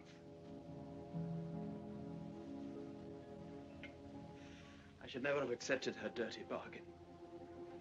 But I did. I was younger then and tremendously conscious of the family honor. Family honor. She knew that I'd sacrifice everything rather than stand up in a divorce court and give her away, admit that our marriage was a rotten fraud. You despise me, don't you? As I despise myself. You can't understand what my feelings were. Can you? Of course I can, darling. Of course I can. Well, I kept the bargain, and so did she, apparently. Oh, she played the game brilliantly. But after a while, she began to grow careless.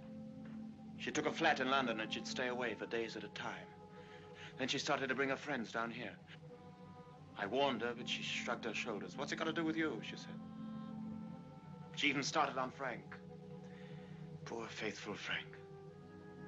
Then there was a cousin of hers, a man named Fondéin. Yes, I know him. Came the day you went to London. Why didn't you tell me? I didn't like to. I thought it would remind you of Reveka. Remind me? As if I needed reminding. Fondéin used to visit her here in this cottage. I found out about it, and I warned her that if he came here again, I'd shoot them both. One night, when I found that she'd come back quietly from London, I thought that Fondéin was with her. And I knew then that I couldn't stand this life of filth and deceit any longer. I decided to come down here and have it out with both of them. But she was alone. She was expecting Fondéin, but he hadn't come. She was lying on the divan, a large tray of cigarette stubs beside her. She looked ill, queer. Suddenly she got up, started to walk toward me. When I have a child, she said, neither you nor anyone else could ever prove it wasn't yours. You'd like to have an heir, wouldn't you, Max, for your precious Manderley? And she started to laugh. How funny. How supremely, wonderfully funny. I'll be the perfect mother, just as I've been the perfect wife. No one will ever know. It ought to give you the thrill of your life, Max, to watch my son grow bigger day by day, and to know that when you die, Manderley will be his. She was face to face with me. One hand in her pocket, the other holding a cigarette. She was smiling. Well, Max, what are you going to do about it? Aren't you going to kill me? I suppose I went mad for a moment. I must have struck her. She stood staring at me. She looked almost triumphant. Then she started toward me again, smiling. Suddenly she stumbled and fell.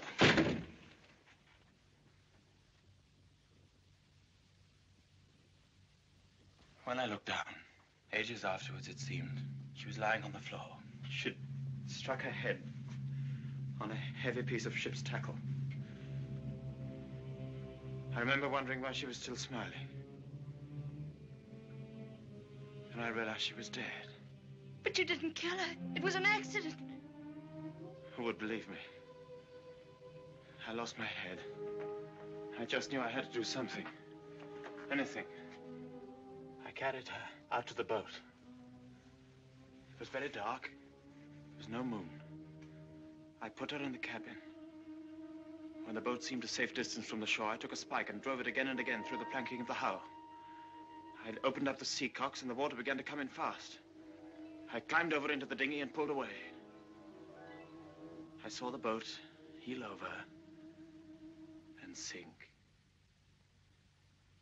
I pulled back into the cove. It started raining. Maxim, does anyone else know of it? No, no one except you and me. We must explain it. It's got to be the body of someone you've never seen before.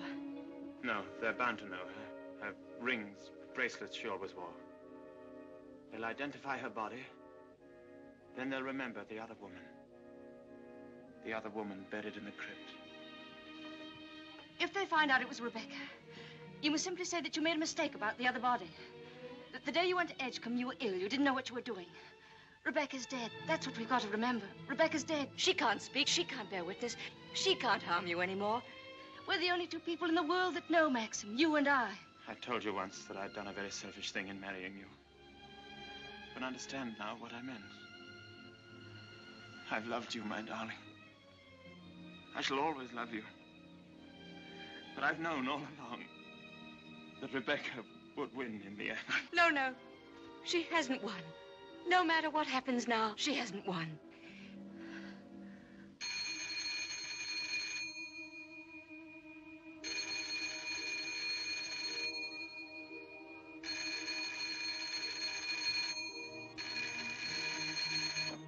Hello?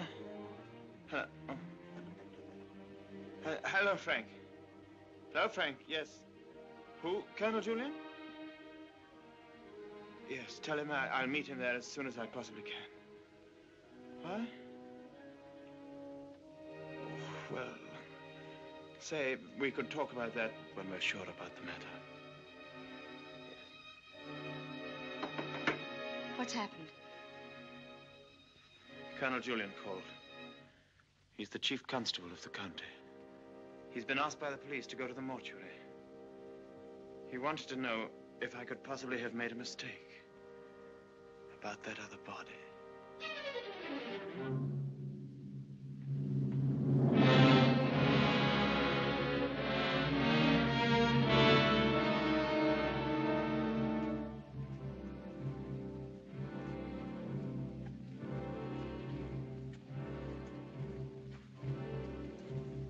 Well, Colonel Julian, apparently I did make a mistake about that other body. The mistake was quite natural under the circumstances. Besides, you went well at the time. That's nonsense. I was perfectly well. Oh, don't let it worry you, Maxim. Nobody can blame you for making a mistake. Pity is you've got to go through the same thing all over again. What do you mean? Well, there'll have to be another inquest, of course. Same formality and red tape. Oh. Wish you could be spared the publicity of it, but I'm afraid that's impossible. Oh, yes, the publicity. I suppose Mrs. De Winter went below for something, and the squall hit the boat with nobody at the helm. I imagine that's about the solution of it, don't you think so, Crawley? Oh, yes. Probably the door jammed and she couldn't get on deck again. Yeah. Tab, boat builder, will undoubtedly come to some such conclusion. Why, what would he know about it? Well, he's examining the boat now. Purely as a matter of routine, you know. I'll be at the inquest tomorrow, Maxim. Quite unofficially, you know. We must get together for a game of golf when it's all over, eh? Bye-bye.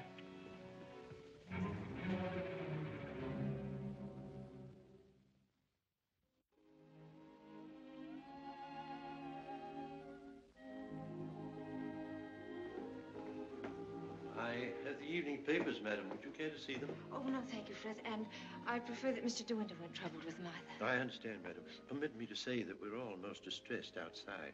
Oh, thank you, Frith. I'm afraid the news has been a great shock to Mrs. Danvers. Yes, I rather expected it would be. It seems there's to be a coroner's inquest, madam? Yes, Frith, it's purely a formality. Of course, madam. I wanted to say that if any of us might be required to give evidence, I should be only too pleased to do anything that might help the family. Oh, thank you, Frith. Well, I'm sure Mr. De Winter will be very happy to hear it, but I don't think anything will be necessary.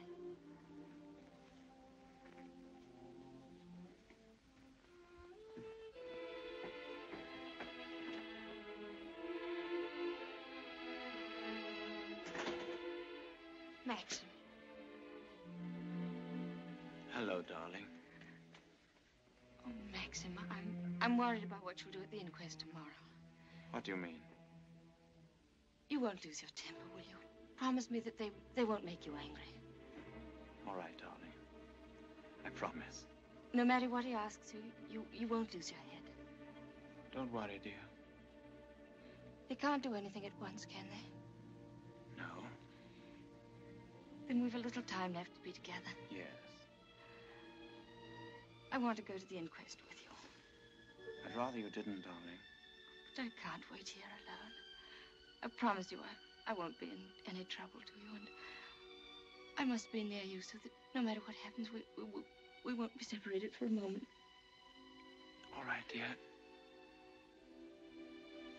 I don't mind this whole thing, except for you. I can't forget what it's done to you. I've been thinking of nothing else since it happened.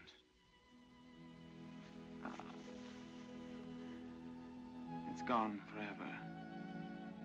That funny, young, lost look I loved won't ever come back.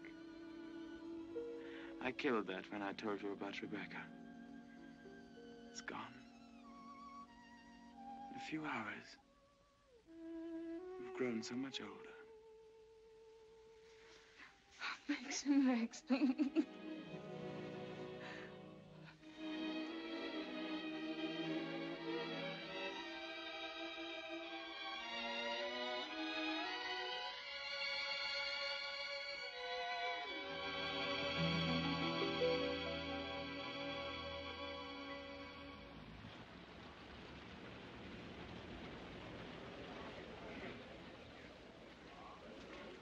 Jack Brady was his name.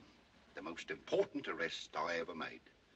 It must have been about 2 years ago now. Of course, there was no doubt about it. He was hung a month after I caught him. Hello, wait a minute. They've got old Balmy Ben up now. You remember the late Mrs. De Winter, don't you? She's gone. Yes, we know that. She went in the sea. The sea got her. That's right, that's right. Now, we want you to tell us whether you were on the shore that last night she went sailing. Eh? Were you on the shore that last night she went out when she didn't come back? I didn't see nothing. I don't want to go to the asylum. Them cruel folks there. Now, nobody's going to send you to the asylum. All we want you to do is to tell us what you saw. I didn't see nothing. Come, come. Did you see Mrs. De Winter get into her boat that last night? I don't know nothing. I don't want to go to the asylum. Very well, you may go.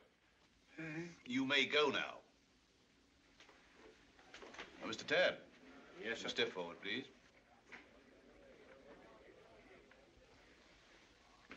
The evidence you give is calling me the truth, whole truth, but the truth. I do. So help me now. The late Mrs. De Winter used to send her boat to your shipyard for reconditioning. That's right, sir. Can you remember any occasion when she had any sort of accident with the boat? No, sir. I often said Mrs. De Winter was a born sailor. Now, when Mrs. De Winter went below, as is supposed, and a sudden gust of wind came down, that would be enough to capsize the boat, wouldn't it? Excuse me, sir, but there's a little more to it than that. Well, what do you mean, Mr. Tabb? I mean, sir, the seacocks. What are the seacocks? Oh, well, the seacocks are the valves to drain out the boat. They're always kept tight closed when you're afloat. Yes? Well, yesterday, when I examined that boat, I found they'd been opened. Well, what could be the reason for that?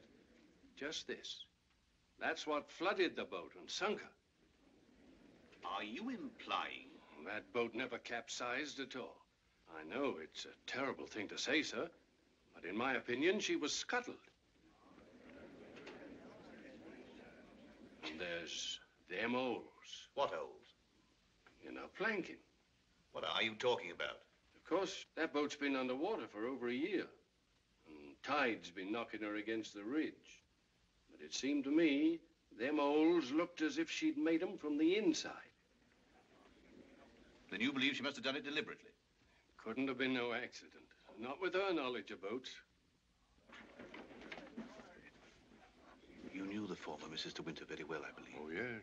Would you believe her capable of suicide? No, frankly, I would not. You never can tell. You may stand down, Mr. Tabb. Mr. De Winter, please.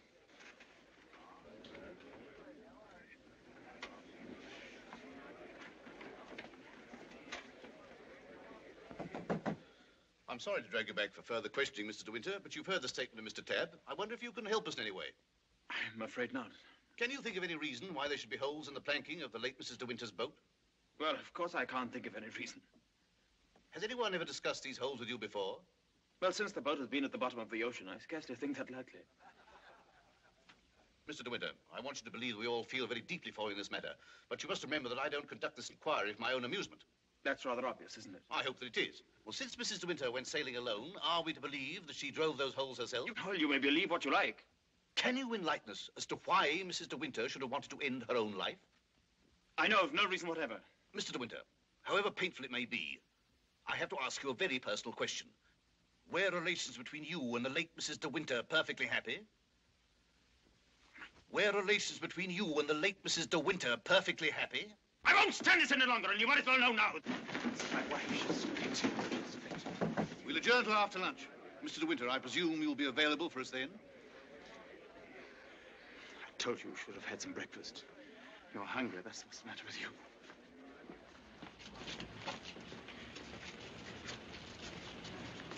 Mr. Frith thought you might like to have some lunch from the house and sent me with it. Oh, that's fine, man. And can you pull around the corner? Very good, sir.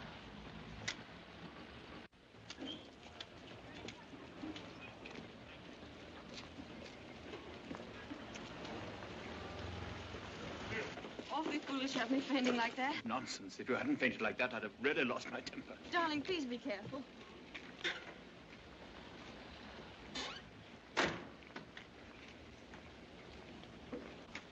Darling, wait here a few moments. I'll see if I can find old Frank. Of course, darling. Don't worry about me. I'll be all right. Sure? Here. I spotted this. Do you good. Thank you. Are you all right? Yes, of course. Won't be long. Right you are. Hello. And how does the bride find herself today? I say, marriage with Max is not exactly a bed of roses, is it? I think you better go before Maxim gets back. Oh, jealous, is he? Well, I can't say I blame him. But you don't think I'm the big bad wolf, do you? I'm not, you know. I'm a perfectly ordinary, harmless bloke. And I think you're behaving splendidly over all this. Perfectly splendidly. You know, you've grown up a bit since I last saw you. It's no wonder. What do you want, Frodo? Oh, hello, Max. Things are going pretty well for you, aren't they? Better than you ever expected. I was rather worried about you at first. That's why I came down to the inquest. Well, I'm touched by your solicitude, but if you don't mind, we'd rather like to have our lunch. Lunch? I say, what a jolly idea. Rather like a picnic, isn't it? Oh, I'm so sorry. Do you mind if I put this there? You know, Max, old boy, I really think I ought to talk things over with you. Talk what things over? Well, those holes in the planking, for one thing. Those holes that were drilled from the inside. Oh, Mullen. Yes, sir? Would you like a good fellow have my car filled with petrol? It's almost empty. Very good, sir. And Mullen, close the door, will you? Yes, sir. Does this bother you?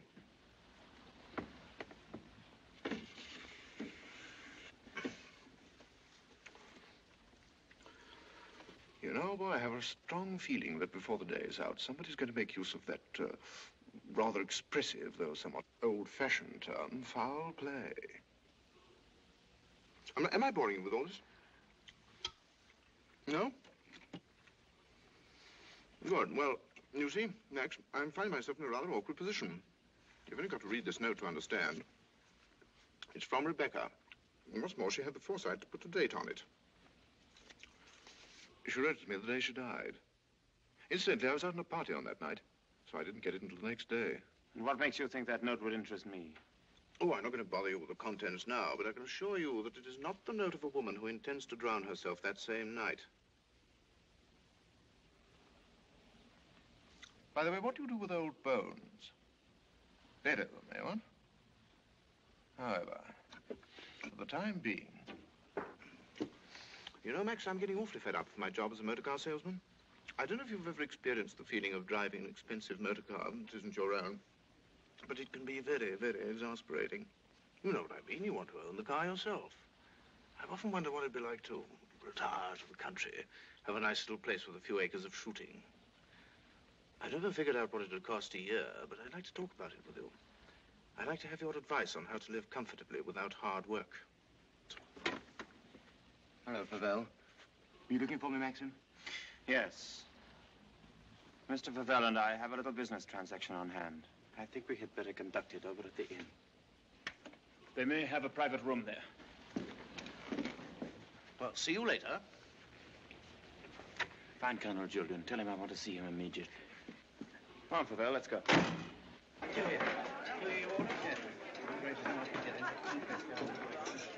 Have you a private room, please? Of course, sir. Through there, sir. Hope this will do, Mr. De Winter. Oh, splendid. Splendid. Exactly like the Ritz. Any orders, gents? Yes, you might bring me a large brandy and soda. How about you, Max? Have one on me. I feel I can afford to play host. Thanks, I don't mind if I do. Make it two, will you, like a good fellow? Very good, sir. Where's Mr. De Winter? Through the other door, sir. Colonel Julian, this is Mr. Favell. Oh, I know Colonel Julian. We're old friends, aren't we? Well, since you're old friends, I assume you also know he's head of the police here. I think he might be interested to hear your proposition. Go on, tell him all about it. I don't know what you mean. I mean, is that I hope to give up selling cars and retire into the country. Actually, he offered to withhold a vital piece of evidence from the inquest if I made it worth his while. I only want to see justice done, Colonel. Now, that boat builder's evidence suggested certain possible theories concerning Rebecca's death. One of them, of course, is suicide. Now, I have a little note here which I consider puts that possibility quite out of court. Read it, Colonel. Jack, darling, I've just seen the doctor and I'm going down to Mandalay right away. I shall be at the cottage all this evening and shall leave the door open for you. I have something terribly important to tell you. Rebecca.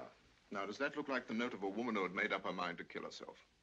And apart from that, Colonel, do you mean to tell me that if you wanted to commit suicide, you'd go to all the trouble of putting out to sea in a boat and then take a hammer and chisel and laboriously knock holes through the bottom of it? Come, Colonel, as an officer of the law, don't you feel there are some slight grounds for suspicion? Of murder? What else?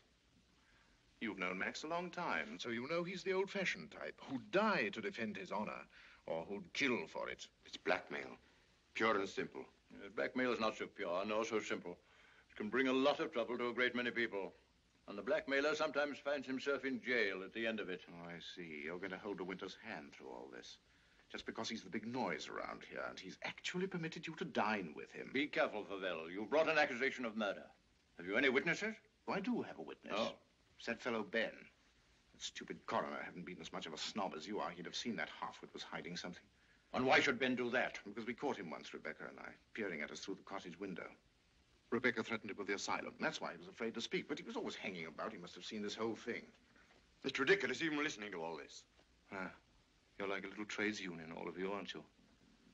And if my guess is right, Crawley, there's a bit of malice in your soul toward me, isn't there? Crawley didn't have much success with Rebecca. But he ought to have more luck this time. And the bride will be grateful for your fraternal arm, Crawley, in a week or so. Every time she faints, in fact. De Winter! Maxim, please. That temper of yours will do you in yet, Max. Oh, excuse me, gentlemen. Now, is there anything else? Yes. You might bring Mr. De Winter a sedative. No, nothing at all. Just leave us. Very good. Now, Favell, let's get this business over. As you seem to have worked out the whole thing so carefully, perhaps you can provide us also with a motive. I knew you were going to bring that up, Colonel. I've read enough detective stories to know that there must always be a motive. And if you'll all excuse me a moment, I'll supply that too. I wish you'd go home. You ought not to be here through all this. Please let me stay, Maxim. Surely, Colonel Julian, you're not going to allow this fellow to... My opinion of Favell is no higher than yours, Crawley. But in my official capacity, I have no alternative but to pursue his accusation. I entirely agree with you, Colonel. In a matter so serious as this, we must make sure of every point, explore every avenue. And in fact, if I may coin a phrase, leave no stone unturned. Here she is, the missing link, the witness who will help supply the motive. Colonel Julian, Mrs. Danvers, I believe you know everyone else. Won't you sit down? No offense, Colonel, but I think I'll put this to Danny. She'll understand it more easily. Danny, who was Rebecca's doctor? Mr. De Winter always had Dr. McLean from the village. Now, you heard. I said Rebecca's doctor in London. I don't know anything about that. Oh, don't give me that, Danny. You knew everything about Rebecca. You knew she was in love with me, didn't you? Surely you haven't forgotten the good times she and I used to have down at the cottage on the beach. She had a right to amuse herself, didn't she? Love was a game to her, only a game. It made her laugh, I tell you. She used to sit in her bed and rock with laughter at the lot of you. Can you think of any reason why Mrs. De Winter should have taken her own life? No, I refuse to believe it. I knew everything about her, and I won't believe it. There, you see, it's impossible. She knows that as well as I do. Now, listen to me, Danny. We know that Rebecca went to a doctor in London on the last day of her life. Who was it? I don't know. Oh, I understand, Danny. You think we're asking you to reveal secrets of Rebecca's life. You're trying to defend her, but that's what I'm doing. I'm trying to clear her name of the suspicion of suicide. Mrs. Danvers, it has been suggested Mrs. De Winter was deliberately murdered. There you have it in a nutshell, Danny. But there's one more thing you'll want to know.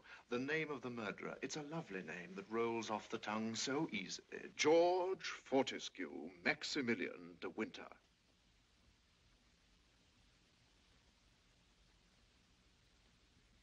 There was a doctor.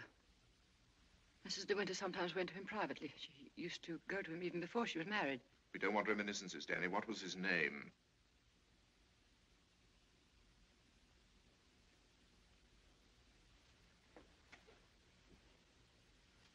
Dr. Baker, 165 Goldhawk Road, Shepherd's Bush. There you are, Colonel. There's where you'll find your motive. Go and question Dr. Baker. He'll tell you why Rebecca went to him, to confirm the fact that she was going to have a child. A sweet, curly-headed little child. It isn't true. It isn't true. She would have told me. She told Max about it. Max, who knew he wasn't the father, so like the gentleman of the old school that he is, he killed her. I'm afraid we shall have to question this, Dr. Baker. Here, here. But for safety's sake, I think I'd like to go along, too. Yes, unfortunately, I suppose you have the right to ask that. I'll see the coroner and have the inquest postponed pending further evidence. I say, aren't you rather afraid that the prisoner, shall we say, might bolt? You have my word for it that he will not do that. Toodaloo, Max. Come along, Danny. Let's leave the unhappy couple to spend their last moments together alone.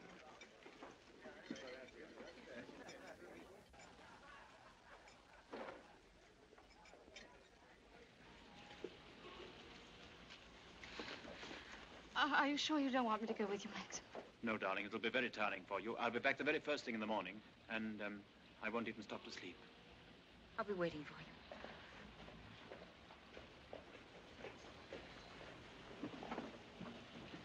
you. Ready, Maxim? Yes. You two go on ahead. I'll follow with Favel.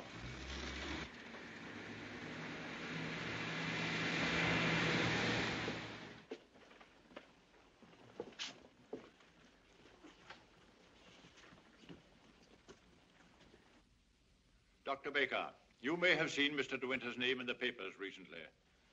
Oh, yes. Yes, in connection with the body that was found in a boat. My wife was reading all about it. A very sad case. My condolences. No, this is going to take hours. Let me... Don't bother, Favel. I think I can tell Dr. Baker. We're trying to discover certain facts concerning the late Mrs. De Winter's activities on the day of her death. October the 12th last year. And I want you to tell me, if you can, if anyone of that name paid you a visit on that date. I'm awfully sorry. I'm afraid I can't help you. I should have remembered the name De Winter. I've never attended a Mrs. De Winter in my life. Well, how can you possibly tell all your patients' names? I can look it up in my engagement diary, if you like. Did you say the 12th of October? Yes. Here we are. No. No De Winter. Are you sure? Well, here are all the appointments for that day. Ross, Campbell, Stedall, Perino, Danvers, Danny? Yeah. What the devil? Would you read that name again? Did you say Danvers? Yes, I have a Mrs. Danvers for 3 o'clock. What did she look like? Can you remember? Yes, I remember her quite well. She was a very beautiful woman. Tall, dark, exquisitely dressed. Rebecca. The lady must have used an assumed name. Is that so? This is a surprise. I'd known her a long time. What was the matter with her? My dear sir, there are certain ethics. Could you supply a reason, Dr. Baker, for Mrs. De Winter's suicide? For her murder, you mean? She was going to have a kid, wasn't she? Come on, out with it. Tell me, what else would a woman of her class be doing in a dump like this? I take it the official nature of this visit makes it necessary for me to... I assure you, we'd not be troubling you if it were not necessary. You want to know if I can suggest any motive as to why Mrs. De Winter should have taken her life? Yes, I think I can. The woman who called herself Mrs. Danvers was very seriously ill. She was not going to have a child. Well, that was what she thought. My diagnosis was different. I sent her to a well-known specialist for an examination and x-rays. And on this date, she returned to me for his report. I remember her standing here, holding out her hand for the photograph. I want to know the truth, she said. I don't want soft words in a bedside manner. If I'm for it, you can tell me right away. I knew she was not the type to accept a lie. If she'd asked for the truth, I let her have it. She thanked me. I never saw her again, so I assumed that... What was wrong with her? Cancer. Yes, the growth was deep-rooted. An operation would have been no earthly use at all. In a short time, she would have been under morphia. There was nothing that could be done for her, except wait. Did she say anything when you told her? She smiled in a queer sort of way. Your wife was a wonderful woman, Mr. De Winter. And, oh, yes, I remember she said something that struck me as being very peculiar at the time. When I told her it was a matter of months, she said, "Oh, no, doctor, not that long." You've been very kind. You've told us all we wanted to know. We should probably need an official verification. Verification? Yes, to confirm the verdict of suicide. I understand. Can I offer you gentlemen a glass of sherry? Oh, very kind. I think we ought to be going. Thank heaven we know the truth. Dreadful thing. Dreadful. Young and lovely woman like that. No wonder. I never had the remotest idea. Neither did Danny, I'm sure. I wish I had a drink. Will we be needed at the inquest any further, Colonel Julian? No. I can see to it that Maxim's not trouble any further. Thank you, sir. You ready to start, Colonel? No, thank you. I'm staying in town tonight. And let me tell you, Pavel, blackmail is not much of a profession. We know how to deal with it in our part of the world, strange as it may seem to you. Oh, I'm sure I don't know what you're talking about. But if you ever need a new car, Colonel, just let me know. It's impossible to thank you for your kindness to us through all this. You know what I feel without my saying anything. Not at all. Put the whole thing behind you. But let your wife know she'll be getting worried. Yes, of course. I'll phone her at once, then we'll get straight down to Mandalay. Goodbye, Crawley. Maxim's got a great friend.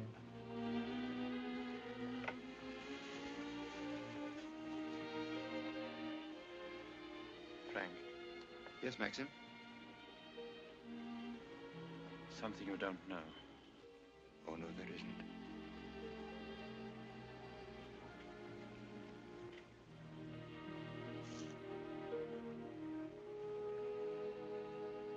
I didn't kill her, Frank. But I know now that when she told me about the child, she wanted me to kill her. She lied on purpose. She foresaw the whole thing. That's why she stood there laughing when she... Don't think about it anymore. Thank you, Frank. Hello, Danny. I just wanted to tell you the news. Reveka held out on both of us. She had cancer. Yes, suicide.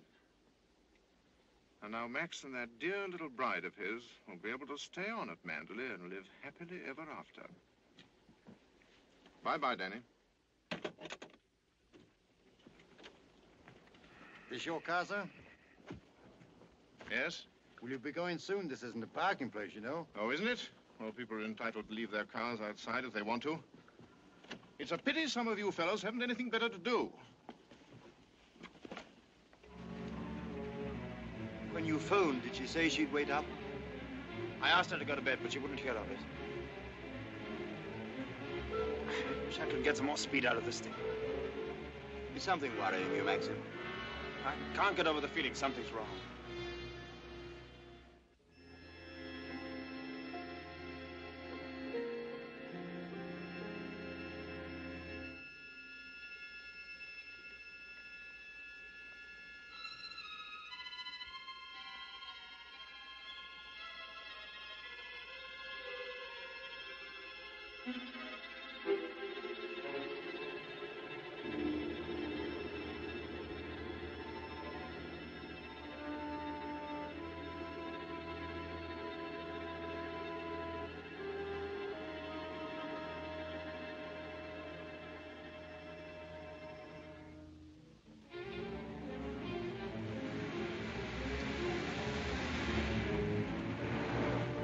Frank.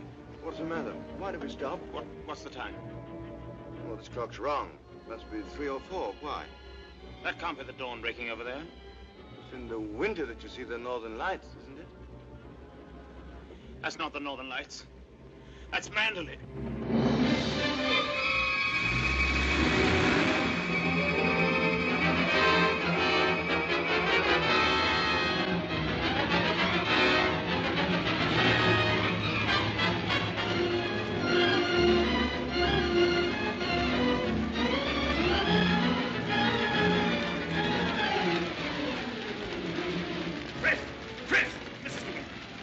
I thought I saw her. Where?